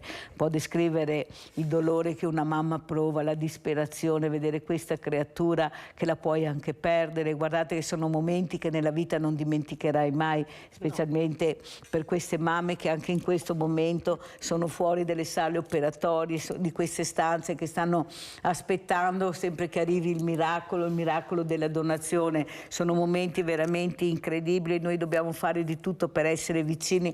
Oggi è il famoso giorno anche per Monica Michelin e papà Battistetti per questa morte di questo ragazzo Mattia che è morto durante il lavoro. Oggi c'è un processo importante, c'è l'udienza, infatti io l'ho detto anche sabato, speriamo vada a buon fine, che questa famiglia abbia giustizia, questa mamma, questa famiglia che non si dà pace, che continua a lottare con tutte se stesse, non solo per il loro adorato Mattia, per queste morti assurdi, perché qualcuno non interviene, perché qualcuno non mette in sicurezza. È veramente un problema questo. questo oggi è una giornata molto importante. Spero che Monica mi faccia sapere al più presto com'è andata la giornata all'interno del Tribunale. Pensate, dopo questi lutti terribili, ancora a combattere con una giustizia che non arriva, che arriva a lento, udienze su udienze, ritornare a tirare fuori questo dolore immane che hai dentro, questo rivivere queste emozioni. Ecco, tu hai detto una cosa importante, ecco, bisogna lottare e andare avanti, ma non tutti hanno la forza, per questo è importante la comunità. Io dico sempre a questa grande famiglia che ho la fortuna di avere, di Sveglia Veneti, dei veneti schiacciati dalla crisi, che dobbiamo essere uniti, perché avete sentito anche prima, la povertà sta aumentando in maniera incredibile. Avete sentito Luca Trapanese, assessore sociale di Napoli, guardate che fra poco qui non se ne verrà fuori, avremo dei numeri veramente incredibili di povertà. Ecco, cosa vorresti dire? Ecco, la politica che ascolta e non ascolta, sente ma non dà risposte, prego.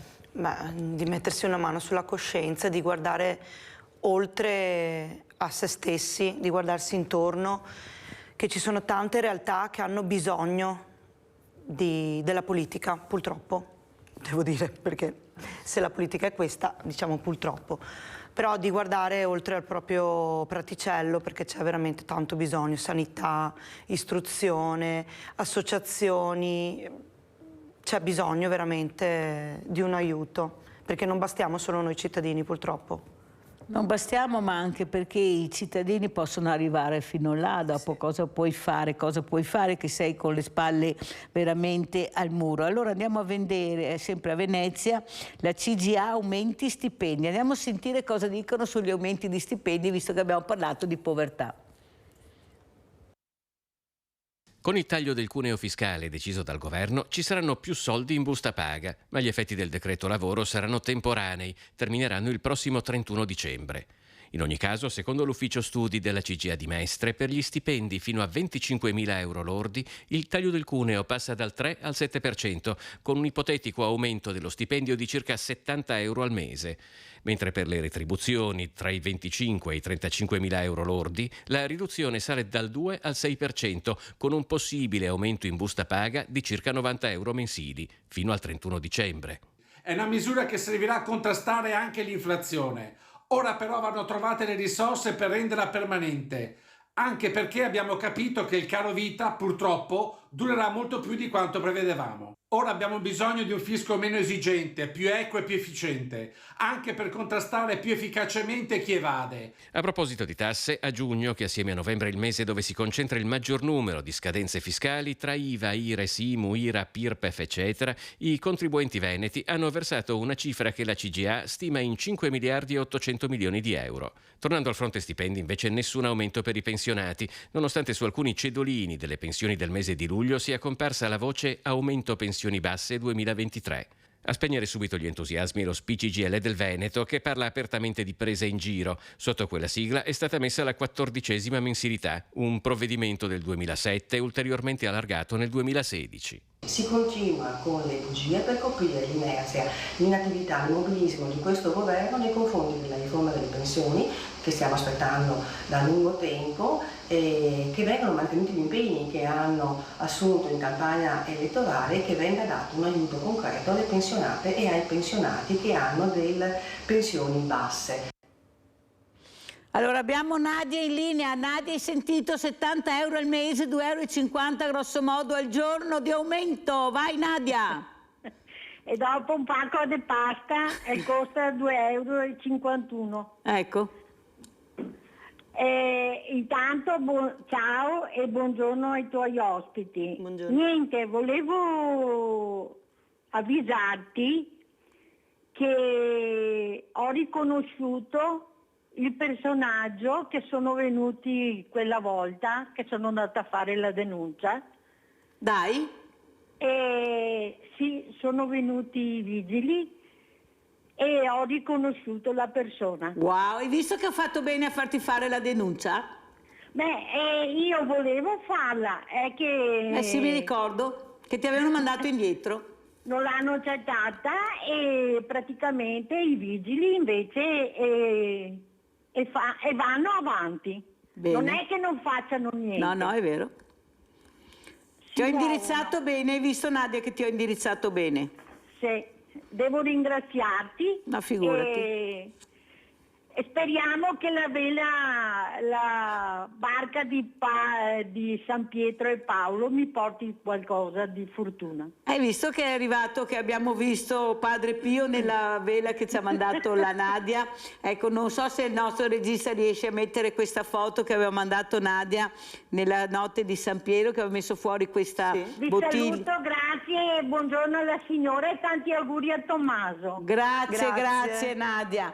E questo veliero, che era diventato un veliero, a un certo punto il nipote la chiama e dice: nonna, guarda cosa c'è, cosa vedi? C'era la foto, almeno così si vedeva, di Padre Pio. C'è chi l'ha vista, chi no, anch'io l'ho vista, ho detto anch'io, ma vedo la foto di Padre Pio. Molte persone anche in studio, Nadia, avevano anche loro visto questo, e poi questa mattina arriva la notizia che Nadia ha riconosciuto il truffatore che è andato a vendere la legna e che non era pronto. Allora, ecco la foto in onda, eccola qua, ma si vede poco forse da questa. Vedi che c'è una foto marrone per la parte sinistra, cosa vedi? È difficile, poi te la farò vedere più vicino, e molti hanno riconosciuto, appunto, sembra un volto, e se lo vedi più da vicino è proprio il volto, quasi, cioè almeno qui chi l'ha visto come l'ha sottoscritto abbiamo riconosciuto in Padre Pio. Poi ci credi, non ci credi, ognuno è proprio libero di pensare e di vedere quello che vuole, ma soprattutto una cosa importante, e tu mi dicevi i miei genitori vivono con il minimo di pensione. E cosa ne pensi di questi 70 euro che arriveranno? Che sembra proprio la caramella per tenere buoni. Mi fa arrabbiare ancora di più, però 70 euro sono, per carità, meglio di niente, però sembra una presa in giro più che un aiuto. Perché gli aiuti dovrebbero essere diversi, dovrebbero essere consistenti, visto gli aumenti che ci sono, queste famiglie che non ce la fanno veramente Aumenta più. tutto, tranne lo stipendio. Allora, e le pensioni? Quando aumenterà tutto e nessuno potrà più comprare, cosa facciamo? Cosa si farà? Dove si andrà a parare? Ma cosa dicono i tuoi genitori? Ecco, quando parlate, gente che ha sofferto, che ha vissuto la miseria, la povertà, le guerre, molti nostri, come li chiamo io, diversamente giovani, a vedersi trattati così, proprio umiliati, io dico. Ecco, cosa dicono i tuoi genitori, ad esempio? Mio papà è un grandissimo lavoratore, ha iniziato giovanissimo, e ritrovarsi tutta una vita di sacrifici, di lavoro con il minimo. Non saprei neanche come descrivere le situazioni, perché ho paura che, anzi sono sicura che ci sia anche chi sta peggio. E cosa fanno? Io dico sempre, per fortuna che qui da noi non si muore di fame, perché con i banchi solidali, gli impolli solidali, veramente ce ne sono tanti, perciò se uno vuole morire di fame è perché non vuole chiedere, ma no perché abbiamo la fortuna, avere la possibilità. Però non basta, perché poi c'è la salute, ecco, ci sono tante cose che, specialmente quando uno diventa diversamente giovane, ha bisogno, un supporto anche psicologico, la solitudine, sono soli a casa, nessuno li va ad ascoltare. Ecco, io dico sempre che abbiamo tante associazioni di volontariato, ma non riusciamo a legare, non riusciamo ad arrivare alle persone che hanno bisogno, perché nessuno ce le dice, perché c'è questa privacy maledetta che la mettono dove serve, e dove non serve, dove veramente servirebbe non la mettono. Cioè questi burocrati che se ne inventano una al giorno per complicarci la vita, nel silenzio totale della politica che dovrebbe snellire, o sbaglio, Veronica? Sì, anche con il Covid e tutto. Lo psicologo di base, se ne era parlato, sarebbe una manna dal cielo, perché riesci ad arrivare a persone che magari hanno difficoltà anche a comunicare il proprio disagio, e quindi magari lo psicologo può fare da intermediario, scusa. Quindi ci sono tante cose che si potrebbero fare, e i banchi solidari chi li organizza? Il cittadino? Sì, volontari, privati, esatto, e anche non sempre sono... noi alla fine. Sempre noi che veramente ce la mettiamo tutta. Allora, ormai siamo quasi in chiusura. Veronica, ti ringrazio di essere stata con noi tutto questo tempo, ma sono veramente comunicazioni importanti, ecco, questa del donare, questa di veramente capire l'importanza del momento che puoi vivere con la tua famiglia, anche dialogando, insegnando ai ragazzi. Ecco, l'Avis va nelle scuole, va dappertutto, adesso avete sentito anche negli asili questi libricini che fanno capire l'importanza della donazione, che può arrivare anche ai bambini piccoli, che loro sono molto attenti. Ecco, cosa vorresti dire alla politica, ad esempio, Veronica? Che appello vorresti fare questa mattina?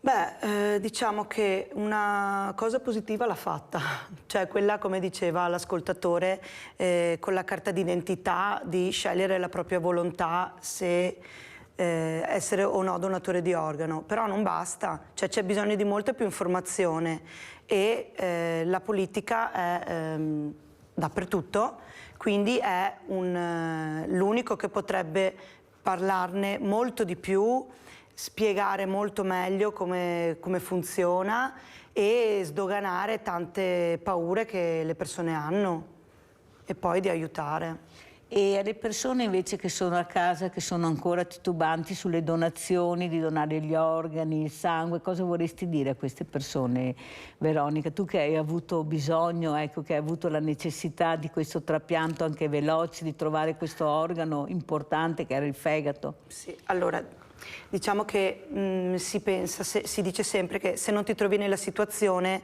non ci pensi.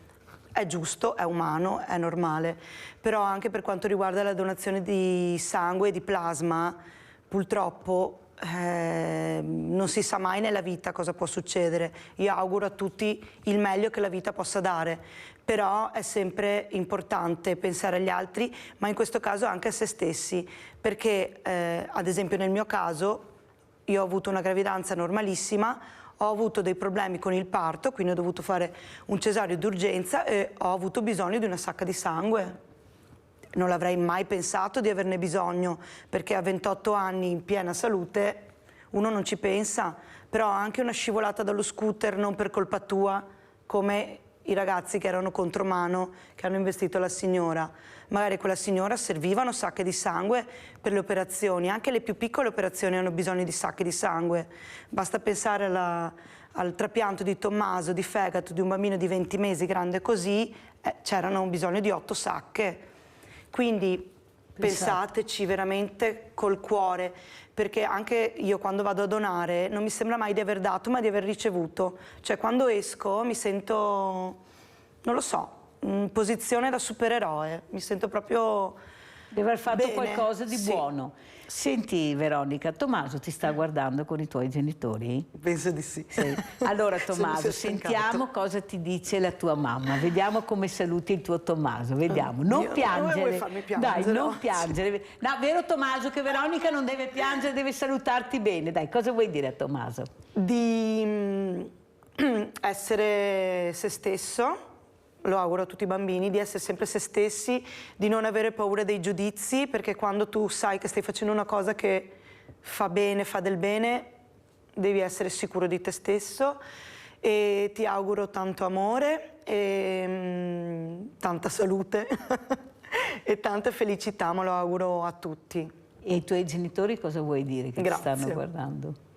Avete sentito questa figlia, questa mamma, ecco, che veramente capisce l'importanza di avere una famiglia unita, di dare amore a questo bambino che ha già sofferto abbastanza e che ha bisogno di serenità, di tranquillità, perciò anch'io un grande abbraccio Tommaso, oggi è il tuo onomastico, come ha detto la nostra Giusy, sai Tommaso, perciò la mamma verrà a casa e festeggerà perché oggi è San Tommaso, grazie a questi genitori meravigliosi, a questi nonni che sono stati vicini a questa figlia, a questo nipote, a questa realtà per dar sicurezza e soprattutto serenità in momenti molto difficili. Grazie, grazie, grazie a Veronica Loschi di essere stata con noi. Andiamo in pubblicità.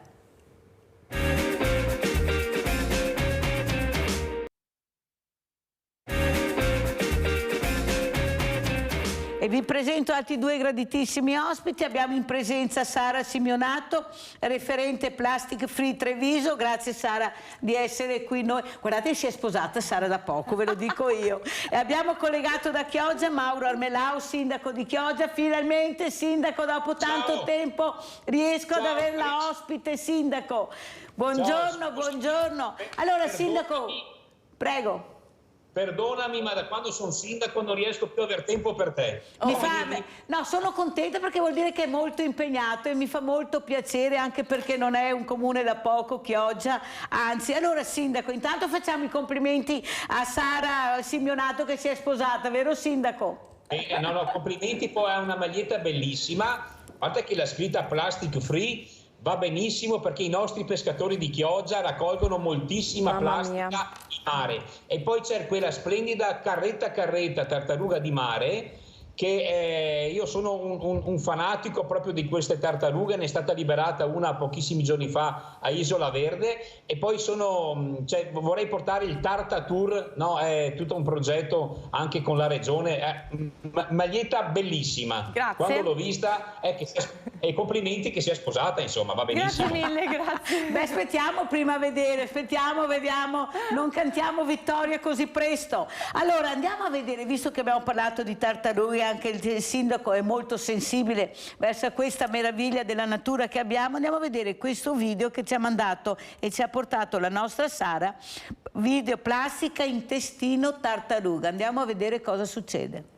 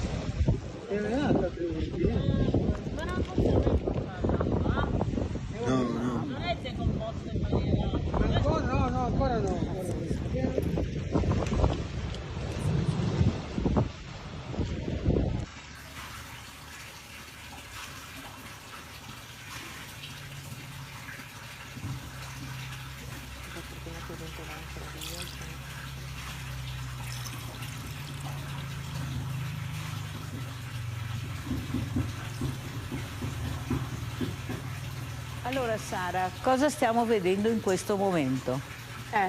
Stiamo vedendo gli effetti della plastica, dell'abuso di plastica, perché io lo dico sempre, la plastica è un'invenzione che ha rivoluzionato il mondo e per tanti versi è importantissima, a volte ci salva anche la vita, però l'abuso della plastica che stiamo vivendo in questi giorni sta distruggendo il mondo.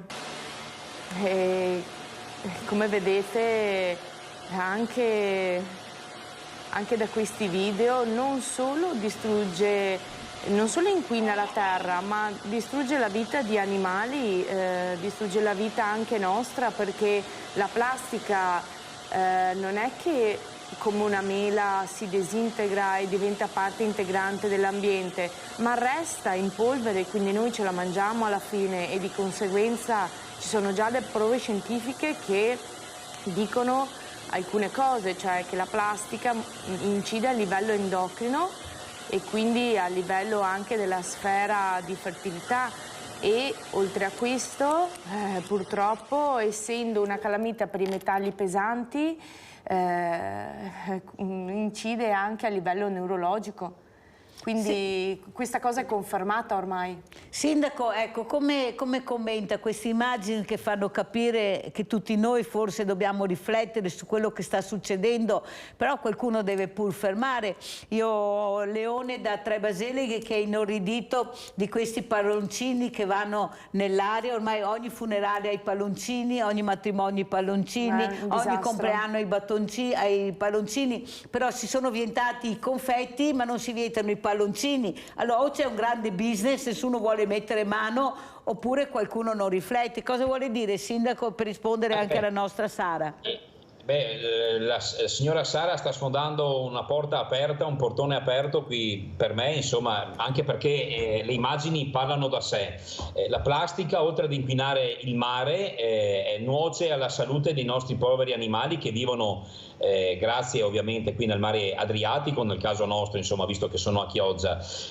Conosco gli effetti devastanti appunto di questo materiale, che ovviamente deriva anche dal petrolio. Basta vedere quando ci sono degli incendi, che ci sono delle materie plastiche, il colore, diciamo, della nuvola che si alza verso il cielo. Ecco, vedere queste immagini mi fanno ovviamente tristezza, perché alla fine è colpa dell'uomo. Al di là dell'aver prodotto la plastica, che come ha detto la signora, insomma, serve anche l'utilizzo, ovviamente c'è un uso quotidiano della plastica, no? Pensate anche all'acqua, diciamo, no? All'acqua, alle bottiglie di plastica, no? Nei supermercati. Il problema è il comportamento dell'uomo, che non raccoglie la plastica, che non raccoglie i rifiuti come dovrebbe fare, e per poi ovviamente conferirli nelle zone ovviamente deputate alla raccolta dei rifiuti, e quindi va dispersa nel mare. La plastica dura non so quanto tempo, adesso non ho idea della durata della plastica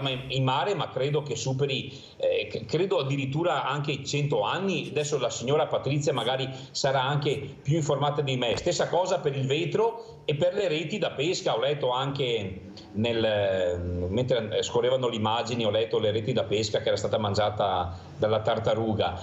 E infatti i nostri pescatori, che noi li chiamiamo i custodi dell'Adriatico, già da diversi anni raccolgono durante le fasi di pesca la plastica e la riportano ovviamente a Chioggia per poi conferirla nella raccolta. Ecco, non è che la ributtano in mare, raccolgono, e non so quante tonnellate di rifiuti hanno raccolto nel mare Adriatico. Senta Sindaco, ecco, questa è una sensibilità che dobbiamo avere un po' tutti, però anche diciamo, le leggi dovrebbero avere un percorso, perché noi abbiamo anche le leggi, ma non vengono applicate, non vengono sentite. Molti dicono che bisognerebbe sanzionare di più, mettere sanzioni più elevate nel momento che individui il responsabile. Lei da che parte sta, Sindaco?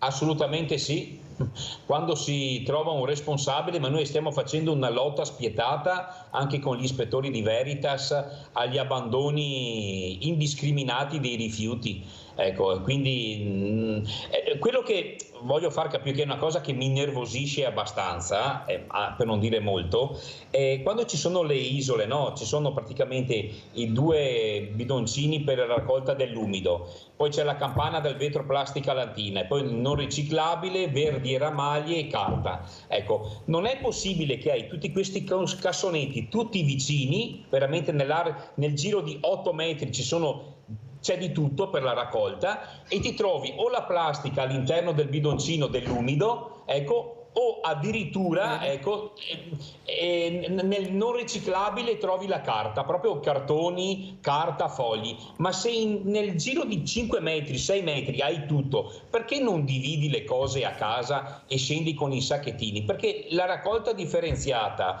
è l'unica via d'uscita, in primis per rispettare l'ambiente, poi riciclare anche la carta, il vetro, la plastica e le lattine, ecco, però ripeto, rispettare l'ambiente, costa talmente poco. Io non dico magari di togliere la cartina dalla bottiglietta di plastica e staccare e scollare la carta dalla bottiglia di vetro, però vetro, plastica e lattine, umido, non riciclabile e carta, io dico, insomma, non penso che ci voglia una laurea in scienze ambientali o in ingegneria per poterla fare la differenziata. Però trovare la plastica dentro i bidoni dell'umido, vuol dire proprio questa è ignoranza e mancanza di rispetto. Io dico, qui so che le contravvenzioni vengono fatte e si aggirano intorno ai 200 euro ogni contravvenzione, però ripeto, io alzerei quella contravvenzione. Ecco, la alzerei, sono favorevolissimo ad aumentare diciamo le multe per queste persone che non fanno la differenziata. È l'unico modo per poter uscire, insomma, da questa problematica che è legata ai rifiuti.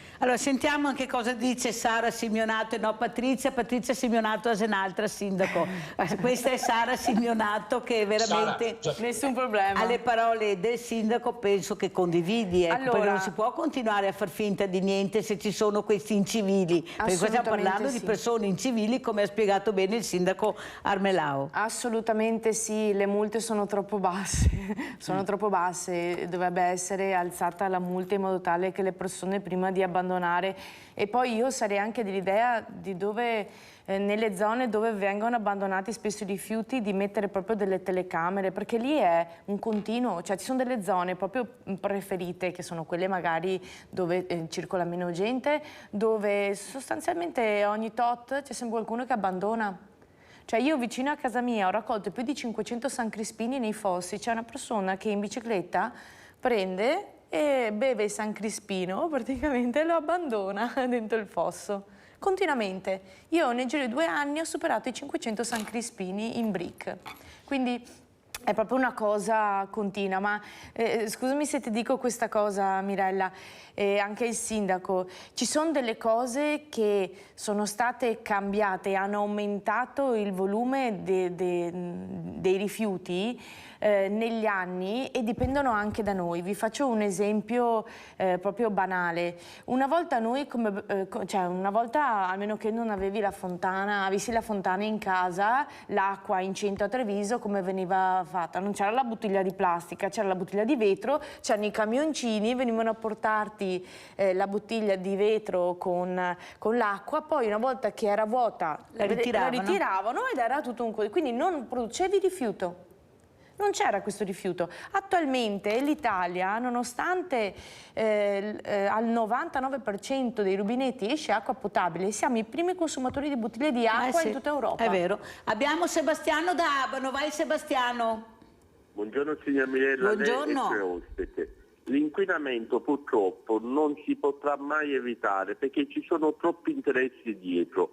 Io dico, anche come diceva la signora sul fatto della bottiglia che tu la rendevi dietro, ora dico, io intanto bevo l'acqua del rubinetto a casa, perché io ho più fiducia a quella del rubinetto di casa che non quella che compro nei negozi. Per quale motivo? Perché se una bottiglia di plastica nel negozio che compro c'è una scadenza di 2 anni, mi devono fare, cioè secondo me ci sono dei conservanti tanti per durare una bottiglia di acqua 2 anni, perché se lei prende una bottiglia vuota e la riempie da casa sua non la può tenere 2 anni, quindi vuol dire che quell'acqua ha tanti conservanti.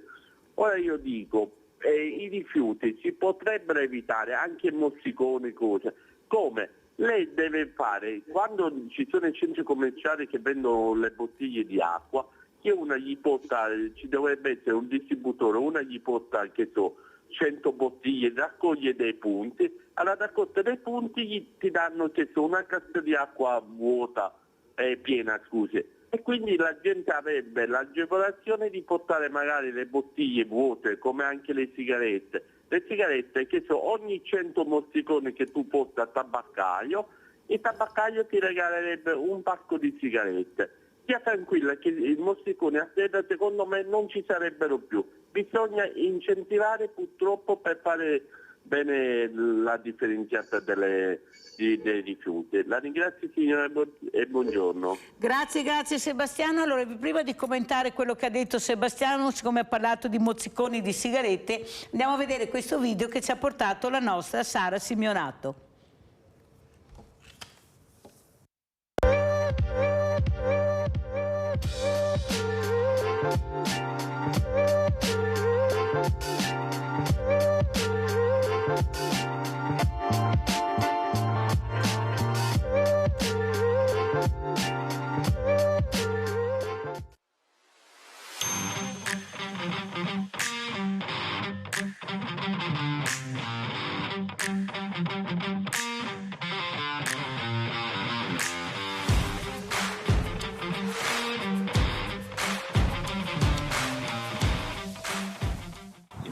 È uno dei rifiuti più dannosi e pericolosi per l'intero pianeta. Pensate che un mozzicone impiega fino a 15 anni per degradarsi e nel frattempo rilascia oltre 4.000 sostanze cancerogene. senza contare il fatto che vengono anche ingeriti dagli animali, causandone spesso la morte. Quindi cosa facciamo noi? Sensibilizziamo su questa problematica, andiamo a raccoglierli e invitiamo tutti a cambiare gesto, perché ognuno è libero di fare quello che vuole, potete anche fumare, però non inquinate, non danneggiate il nostro pianeta, perché ne abbiamo uno solo.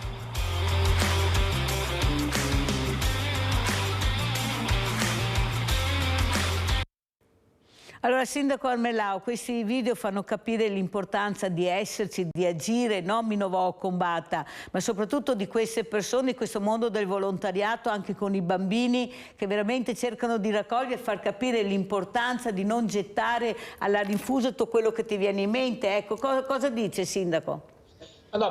Noi, o almeno ho notato da papà, prima di diventare sindaco, insomma, che già all'asilo, alla scuola dell'infanzia, le nostre maestre insegnano ai bambini a fare la differenziata, perché dentro ogni aula dove ci sono questi bambini ci sono dei cestini con un elastico di diverso colore, e in base al colore loro iniziano già a capire che con l'elastico giallo va la carta, che poi non devi buttare via, con l'elastico verde va magari la lattina o la bottiglietta di plastica, anche se all'asilo ovviamente si usano le caraffe, si utilizza l'acqua del sindaco, ecco, quella che esce dai rubinetti, è sicuramente l'acqua dell'acquedotto, che comunque è controllata sicuramente molto di più rispetto alla bottiglia, come diceva il signore, che rimane magari all'interno di quella bottiglia di plastica anche sotto i raggi del sole, perché capita che quando vengono trasportate in attesa di essere caricati, magari rimangono fuori in attesa di essere caricati appunto sul tir, che poi le trasporteranno i vari supermercati. Deve cambiare un po' la mentalità, ecco, noi siamo tutti abituati un po' ad essere comodi, no? Avere la bottiglietta, avere questo, avere quello, però le borracce che vanno tanto di moda adesso le riempi a casa e poi arrivi in ufficio con una borraccia, per dire, no? Per bere o il tè o l'acqua fresca d'estate, insomma c'è un po' una inversione di tendenza rispetto al passato, però c'è tanto lavoro da fare, e poi anche il discorso dei mozziconi di sigaretta. Abbiamo anche approvato, ne abbiamo proprio discusso in consiglio comunale, che una consigliera comunale ha portato questa problematica di mozziconi in consiglio, e abbiamo votato all'unanimità appunto di introdurre anche dei cestini in più in certe zone, perché la persona che magari ha fumato la sigaretta, benché io non fumo niente, sono astemio, San Crispino credo sia forse il vino bianco che è dentro il cartone, credo, giusto? Sì. Ecco, io sono astemio, però mi ricordo la scritta San Crispino e Tavernello, esatto. Solitamente al supermercato sono vicini, ecco, però uno che fuma la sigaretta, si vuole fare del male, perché magari fumare chiaramente si sa che non fa bene, però quel mozzicone della sigaretta, se si guarda un po' attorno, non trova un cestino, quella va a finire per terra. Magari anche la spegne pure, però quel mozzicone rimane per terra. Ma perché siamo incivili, siamo culturalmente, come ha detto lei, possibile che non riesci a capire che non devi buttare per terra questo mozzicone di sigaretta? Non è che ci voglia è che se ne freghiamo, non c'è niente da fare, la maggioranza. È colpa nostra, è quello che dico io, siamo noi a rovinare il pianeta, è colpa nostra, cioè è inutile dare la colpa a chi. Uno vuole fumare, fumi, però butta via il mozzicone, che va raccolto in determinati modi, insomma, visto il mozzicone 15 anni, la plastica non so quanto duri anche in mare una bottiglia di plastica. Va dai 100 ai 1000 anni, anche 1000. Eterna, direi, eterna. Abbiamo Vladimiro da Rovigo. Ciao Vladimiro, ben arrivato. Ciao, scusa, cambio un attimo l'argomento, ma prego. Volevo fare i complimenti al sindaco di Chioggia, che intanto è il sindaco della città dei detti, no? Mi avevo un nonno a Chioggia, si chiamava, era Penzo Detto Cordella, tanto per dire, no? Non so se anche lui ha un suo detto come è modo di dire. No, Marco Pio, che è stato il primo sindaco di Chioggia che ha fatto un'affermazione che adesso spiego, cioè negli ultimi mesi che deve stare lo sviluppo delle navi del turismo che andavano più solo a Venezia ma anche a Chioggia, e iniziare il discorso nella stampa e nelle televisioni di presentare Chioggia come una realtà ausiliaria aggregata a Venezia, no? Cioè dove che non fa Venezia, che c'è Chioggia, quindi Chioggia era presentata come la piccola Venezia. E io ho sentito il sindaco Armelau dire in televisione in maniera anche chiara, occhio che Chioggia è una città che esiste, è più antica di Venezia, è una città che ha una storia in realtà propria, cioè Chioggia non è la piccola Venezia, ed è bellissimo perché Chioggia, molto prima di Venezia, esisteva Chioggia e anche Brondolo, nel punto in cui il percorso commerciale e fluviale che partiva da Ravenna, che arrivava fino a Aquileia, iniziava la laguna e in più arrivava a Bacchiglione da Padova e lì che c'era il porto di Brondolo. Vediamo se riusciamo a trovare anche qualche immagine di Chioggia, perché è veramente bella, hai fatto bene Vladimiro a dirlo. Prego Vladimiro. Ecco, come dire, ma questo lo vedo ancora oggi, perché per me ancora oggi Chioggia, certo che lei è la parte sud della laguna di Venezia, ma come all'epoca era un rapporto molto, molto forte con la città di Padova e con la bassa padovana, con Pieve di Sacco e via parlando, ma è anche la parte a nord della costa del delta dell'Adige e del Po, che è molto importante anche per Rovigo, anche per Adige, perché Chioggia ha tutto l'interesse, per esempio, di tenere in piedi e sviluppare la ferrovia che va da Chioggia ad Adige e Rovigo, ha tutto l'interesse di tenere in piedi e di sviluppare la navigazione fluviale che parte dalla laguna e va appunto verso il delta, verso Polesine. E in più come dire, un'altra cosa che ha legami. Ecco le immagini che arrivano, Vladimiro, guarda che bella che è, guardate che meraviglie che abbiamo a 2 passi da casa. Prego Vladimiro. Poco finito, no? Che la famosa collegamento stradale dalla zona di Mestre fino a Ravenna, di fare un'autostrada, è importante sia per Chioggia che per Adria, quindi come dire, mi auguro e fo i complimenti e mi auguro appunto che il sindaco porta avanti questa sua realtà, perché anche Chioggia è importante per sviluppare la parte sud del Veneto, perché mi penso che una comunità riesce a sviluppare il suo futuro, il suo destino futuro, anche in base a come che valuta il suo passato. Se una città vede il suo passato come l'aggregato, l'ausiliario di un'altra realtà, non ha futuro. Se invece una città ha un suo passato indipendente, vero, autonomo, allora ha anche la forza di sviluppare il suo futuro indipendentemente da altri aspetti e da altre realtà. Ecco. Cioè, mi auguro che il primo sindaco, se non ho sentito mai, che ho sentito parlare di Chioggia come realtà autonoma, sta il sindaco Armelao, e tanti complimenti, buongiorno. Grazie al nostro Vladimiro, prego Armelao, vedi che fa bene a venire a Sveglia Veneti, sindaco Armelao, vede? Avevo anche la mancanza di quelle sveglie lì che vedo alla sera quando vado a Focus. Prego sindaco. Il signor Vladimiro, sì, effettivamente non diciamo mai che Chioggia è la piccola Venezia, ma è Venezia ad essere la grande Chioggia. Perché? Perché Chioggia è nata prima di Venezia, abbiamo addirittura dei ritrovamenti storici che risalgono al 2000 a.C. Ecco, quindi sicuramente siamo ben più antichi di Venezia. Chiaro che ovviamente è un po' più piccolina rispetto a Venezia, però non ci mettiamo mai in paragoni, ecco, non facciamo mai distinzioni fra Chioggia e Venezia, non ci mettiamo mai a fare, come si dice, una gara con Venezia. Sono 2 città simili ma comunque diverse. Chioggia, diciamo, vive moltissimo anche di turismo, di pesca, di agricoltura, e infatti abbiamo commissionato da poco anche 4 video promozionali avvalendoci anche di alcuni comici molto famosi, che sono famosi in Veneto e anche fuori dai nostri confini del Veneto, e quindi ringrazio Vladimiro perché ha colto appunto la mia volontà ovviamente di trainare Chioggia come città importante dal punto di vista storico, architettonico, enogastronomico e di centro storico anche, perché abbiamo la torre dell'orologio, la torre di Sant'Andrea, che è l'orologio da torre più antico al mondo ancora in funzione. Questo ce lo invidiano, abbiamo fatto fare anche dei cartelli informativi turistici nuovi che troverete lungo la Romea, che indicano anche la torre dell'orologio. Insomma, un po' alla volta ci si sta riorganizzando, sto cercando di risvegliare questa città, insomma, che per tanti anni, non so, c'era come una sorta di rassegnazione, no? Io non mi sono mai rassegnato, ho detto Chioggia è una città che merita attenzione, che merita rispetto, ecco, e su questa strada ovviamente mi sto muovendo. Dal 7 al 16 approfitto, Mirella, della tua ovviamente simpatia di questo programma, insomma, per dire che dal 7 al 16 luglio ci sarà la 84esima edizione della Sagra del Pesce, quindi vi aspetto a Chioggia dal 7 al 16 luglio avremo un corso del popolo pieno di gente. L'anno scorso abbiamo superato le 100.000 presenze, avremo 6 stand gastronomici che cucineranno il pesce del nostro mare Adriatico, e non solo, e anche 2 bacari che proporranno l'ostrica e anche i fasolari, 2 prodotti anche tipici della nostra zona. Verrò di sicuro, perché veramente merita, è una festa bellissima, una sagra bellissima. Indovini chi c'è in linea? Sindaco Armelao, abbiamo Renato da Chioggia, un nostro veramente appassionato di Sveglia Veneti. Ciao Renato. Buongiorno signora Mirella, sempre al numero 1 la sua trasmissione, e non potevo non chiamare, abbiamo il nostro sindaco, il numero 1, il nostro sindaco è il numero 1.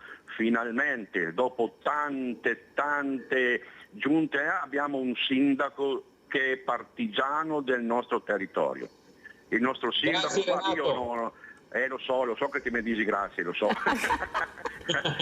Guardi, per quanto riguarda i mozziconi e via dicendo, vabbè, diciamolo, abbiamo appena cominciato a livello mondiale, c'è poco da fare. Per quanto riguarda il nostro territorio, è stato illustrato prima del signore che ha chiamato prima, ha fatto un'illustrazione diciamo super. Poi il nostro sindaco rappresenta il nostro territorio, diciamo, per il sindaco abbiamo anche la Torre di Bebe. La Torre di Bebe, signor Sindaco, grande difesa della città di Chioggia e di Venezia, e speriamo che qualcuno si metta una mano nel cuore. Il Sindaco è numero 1 e la saluto, buon proseguimento a lei e alla signora Mirella e alla sua ospite che è a fianco. Grande Sindaco, buongiorno. Grazie come sempre Renato. Renato ci fa sempre i complimenti per questa trasmissione, Sindaco Armelao. Allora, visto che abbiamo parlato di sagra, andiamo a vedere anche polemica sagra Chioggia, poi sentiamo come la commenta il Sindaco Armelao. 84 anni che la sagra del pesce viene fatta, un bel compleanno, un bel traguardo, e sì, promozione del prodotto ittico, un prodotto ittico che arriva dal duro lavoro dei nostri pescatori. La Proloco Sicura di Chioggia Sottomarina, insieme con tante le altre associazioni, danno sicuramente un grosso contributo, e dunque noi siamo fieri di avere con noi al nostro fianco a questo evento, e come tanti altri eventi che la Proloco si mette sempre in prima fila. A Venezia sono stati il sindaco Mauro Armelao e il consigliere regionale Marco Dolfin, entrambi chioggiotti ed entrambi leghisti, a fare gli onori di casa alla presentazione dell'84esima edizione della Sagra del Pesce.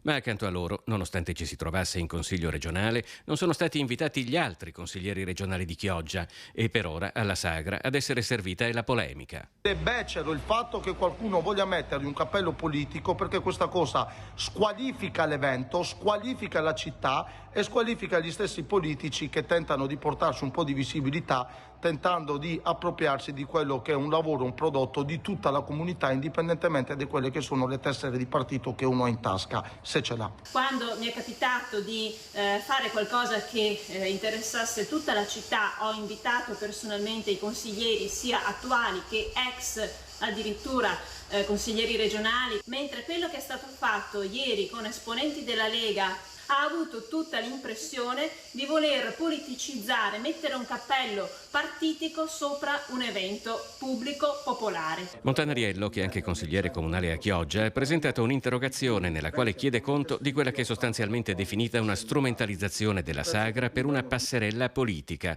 Chioggia esprime ben 3 consiglieri regionali, ha detto, un unicum a livello regionale. È un'occasione storica che dovremmo sfruttare facendo squadra per il territorio. Non capirlo è molto grave. Allora, Sindaco Armelao, io sono veramente, questa mattina l'ho anche detto, è proprio allibita dicendo il turista ha scoperto l'Enoga Nostromia, sempre di più Enoga, ma lo hai scoperto adesso? Cioè, 6 anni che diciamo che il turista viene a trovarci perché siamo i più belli del mondo, per i musei a cielo aperto, per queste meraviglie che abbiamo, compresa Chioggia, per come si mangia, ma dove avuto chi va a mangiare, meglio che danno altri. Però non riusciamo a promuoverci. Tanto è vero che si vede l'Emilia Romagna, non da adesso, poveretti, chi si alluvionai si va a ben, però da sempre si fermano a Rimini, dopodiché non esiste Sevasò, invece che venire su, che avevamo di tutto e di più, Sevasò. Perché questo secondo lei, sindaco? Ma la promozione è così difficile da fare? No, ma la promozione va fatta, l'ho detto prima, no? Che abbiamo fatto, ovviamente abbiamo commissionato 4 video promozionali che vanno a toccare 4 importanti settori trainanti della nostra città per evidenziare le potenzialità della nostra città e proprio per fare promozione della città, del territorio. Una cosa che magari in passato non veniva fatta e quindi ho pensato bene, dopo 1 anno e mezzo di inizio dal mio mandato, di fare anche promozione della città, attingendo da un capitolo che deriva ovviamente dall'imposta di soggiorno, quindi imposta di soggiorno che pagano i turisti quando vengono nella nostra città e che poi devo reimpiegare per fare marketing territoriale. Per me è importantissimo. Venendo poi alla polemica, quel consigliere regionale è ovviamente abituato, essendo in minoranza in regione, essendo in minoranza anche in consiglio comunale a Chioggia, lui è abituato a fare polemica, ma basta seguire le dirette streaming del nostro consiglio comunale, è polemica su tutto. Probabilmente lui sta cercando visibilità creando polemica, ma io sono stato invitato in regione, dal momento che andavano anche gli stendisti che ovviamente parteciperanno a questa sagra del pesce per 10 giorni, che cucineranno il nostro pesce. Io da sindaco, con delega anche al turismo, agli eventi, al marketing territoriale, ho pensato bene di essere presente presso Palazzo Ferrofini, perché mai era stata fatta una presentazione della nostra sagra del pesce a Palazzo Ferrofini. Addirittura quando abbiamo fatto la conferenza stampa della presentazione di questi 4 video promozionali ho approfittato per dire che da parte mia non c'è nessun mettere il cappello sopra di questa 84esima edizione, perché 84 anni fa la sagra del pesce, diciamo, non esisteva ancora la Lega, giusto? Ecco, quindi ripeto, e vuol dire far polemica. Per me è stato un onore essere a Palazzo Ferrovini, alla presenza anche del Presidente del Consiglio regionale del Veneto, per promuovere la sagra del pesce di Chioggia. Ecco, ho detto che la sagra del pesce, se dura da 84 anni, dura perché non ci sono i partiti di mezzo, dura perché non c'è la politica di mezzo, ma al di là, quando c'è la sagra del pesce, qualsiasi amministrazione che si è succeduta ovviamente in tutti questi 84 anni, ecco, vuol dire che ha sempre aiutato chi voleva fare appunto questa sagra del pesce. Quindi non è di certo merito della Lega, del partito Lega, ma di nessun partito, perché per fortuna le cose fatte con amore sono destinate a durare nel tempo e la sagra del pesce ne è un esempio. Quindi mi sono ovviamente smarcato da questa polemica che è strumentale, come sono strumentali tutte le polemiche di quel consigliere comunale e regionale. Io mi occupo di altro, non mi interessano le polemiche. A me interessa promuovere la mia città, la nostra Chioggia e tutte le potenzialità che la nostra città ha. Quindi io respingo al mittente queste polemiche che non hanno alcun senso. E in effetti le sagre, le feste sono per unire, per non dividere. Vediamo cosa hanno fatto i sindaci ieri. Andiamo a vedere questo weekend, una cosa particolare è stata la discesa del Sile. Andiamo a vedere. Discesa del Sile.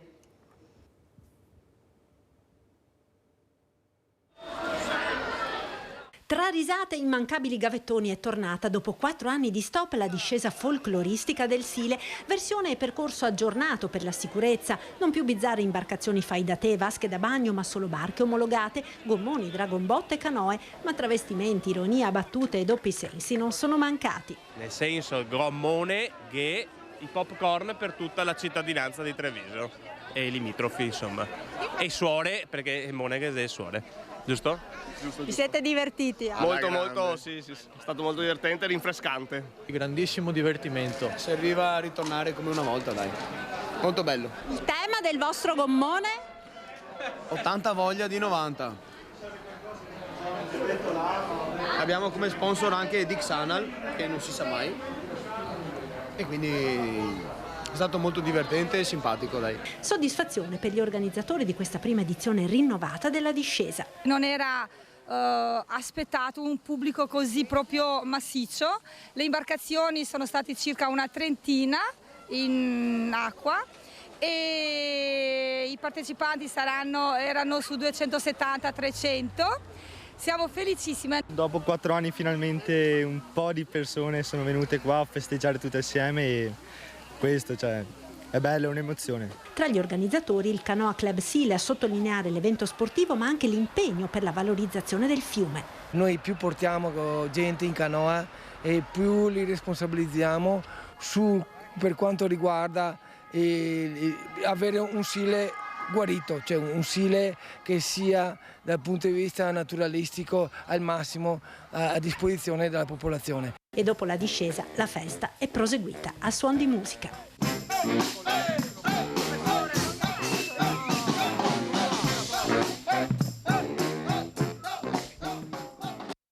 Partenza 1, 2, 3, siamo tutti sulla stessa barca!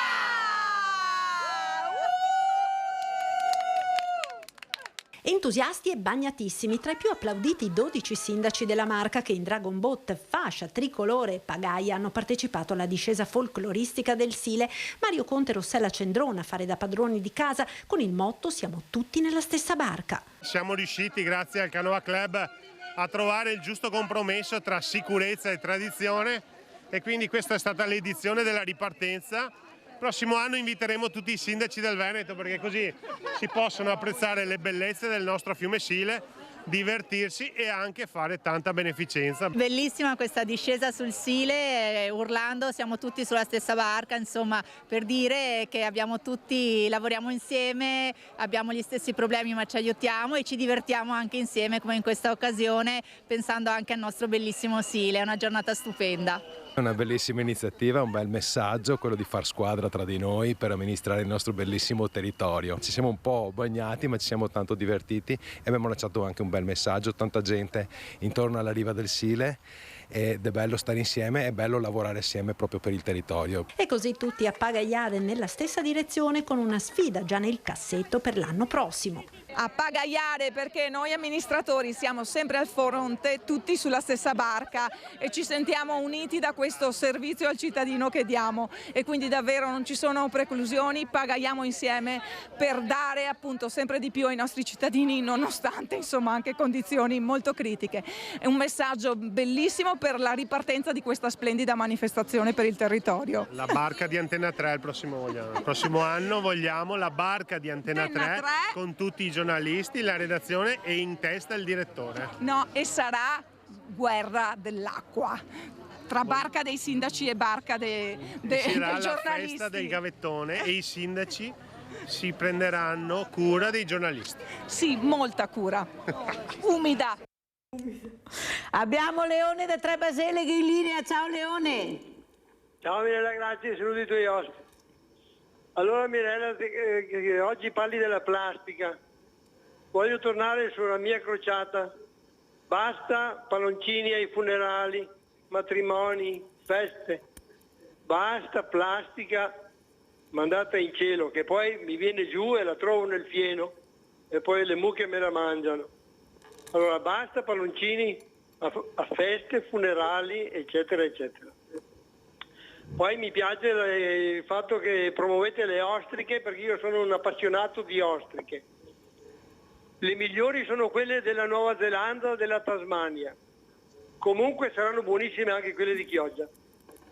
Hanno detto che le ostriche sono un grande accumulatore di CO2, perciò più ostriche coltiviamo, più CO2 viene tolto dall'ambiente. Perciò suggerisco a tutti di mangiare tante ostriche, così ripuliamo il pianeta e ci fanno anche bene. Ciao Mirella, grazie. Grazie anche i fasolari, dico io, che sono buonissimi, sono un'appassionata di queste cose, perciò te parli con uno che proprio che piace tantissimo. Allora Sindaco, come vede queste pagaiate, questi sindaci uniti, il sindaco di Treviso Mario Conte che dice tutti i sindaci del Veneto il prossimo anno? Mi sembra bella questa cosa, ecco, l'unione dei sindaci, prego. Sì, ma guarda, la sindaco donna lì che parlava, no? Che diceva che Rossella Cendron di Silea. Ecco bene, lei ha detto una bella cosa, perché ha detto siamo al fronte. Ecco, effettivamente i sindaci sono in trincea. Quando sei chiamato ad amministrare, che vinci le elezioni, credetemi, non è che stai proprio lì a guardare tanto il colore politico. Hai un senso di responsabilità per tutta la città, che supera sicuramente le appartenenze politiche, e me ne sto accorgendo, sai quando? In sede anche di conferenza di sindaci del litorale del Veneto, ma ancora di più in sede di G20S, che è G20 Spiagge, che è il network ovviamente che raggruppa tutti i sindaci delle località balneari che superano il 1 milione di presenze all'anno.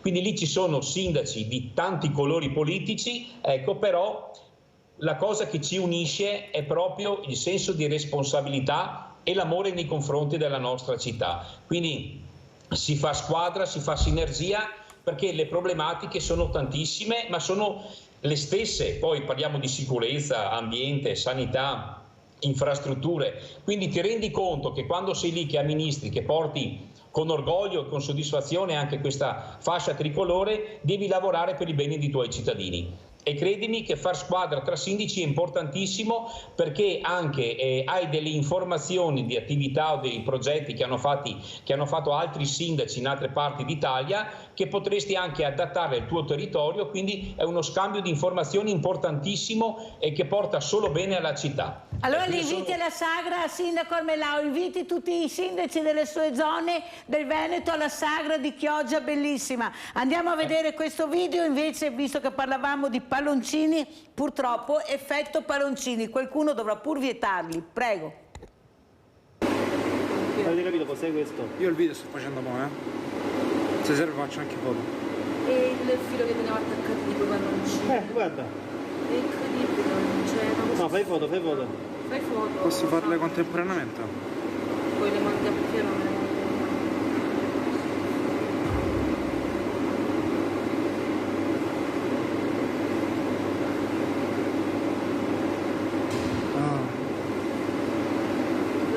Fermo. Fermo così che faccio la foto sia da Arturo che a Coso. Vai. A posto. 5, 4, 3, 2, 1. Here they go. It's endless.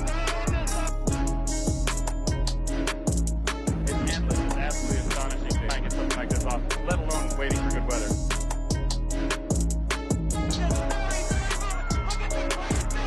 And I think this is the prime example where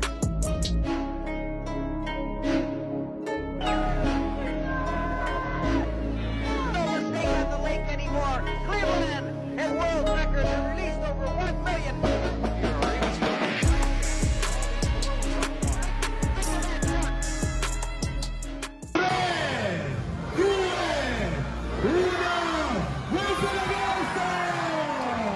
Questo è ciò che accade alla Baia delle Mimose, un resort al nord della Sardegna. Tante persone felici che disperdono nell'ambiente decine, se non centinaia, di palloncini. Così, come se fosse un gioco, come se fosse una cosa divertente da fare. Ma io mi chiedo, non ci basta il fatto che i nostri mari sono sommersi dalla plastica, che fra degli anni ci sarà più plastica che pesci, o il fatto che i palloncini sono il terzo rifiuto più pericoloso per tartarughe, uccelli marini e foche, che ogni anno sono più di 1,5 milioni gli animali che muoiono a causa della plastica? No. Ancora una volta non ci basta, ancora una volta vediamo voltare le spalle all'ambiente, alla crisi climatica e pure agli animali, che tanto diciamo d'amare ma che poi uccidiamo. Facciamo informazione perché questi sono giochi molto pericolosi e sono giochi che devono finire. Allora grazie a Sara Simeonato, referente Plastic Free Treviso. Abbiamo chiuso con questo video importante che fa capire che forse qualcuno deve dire basta, vietare. Salutiamo Mauro Armelau, sindaco di Chioggia, primo mandato civica. Grazie anche a lei sindaco di essere stato con noi, ci sentiremo presto. Grazie, la posta di Mirella.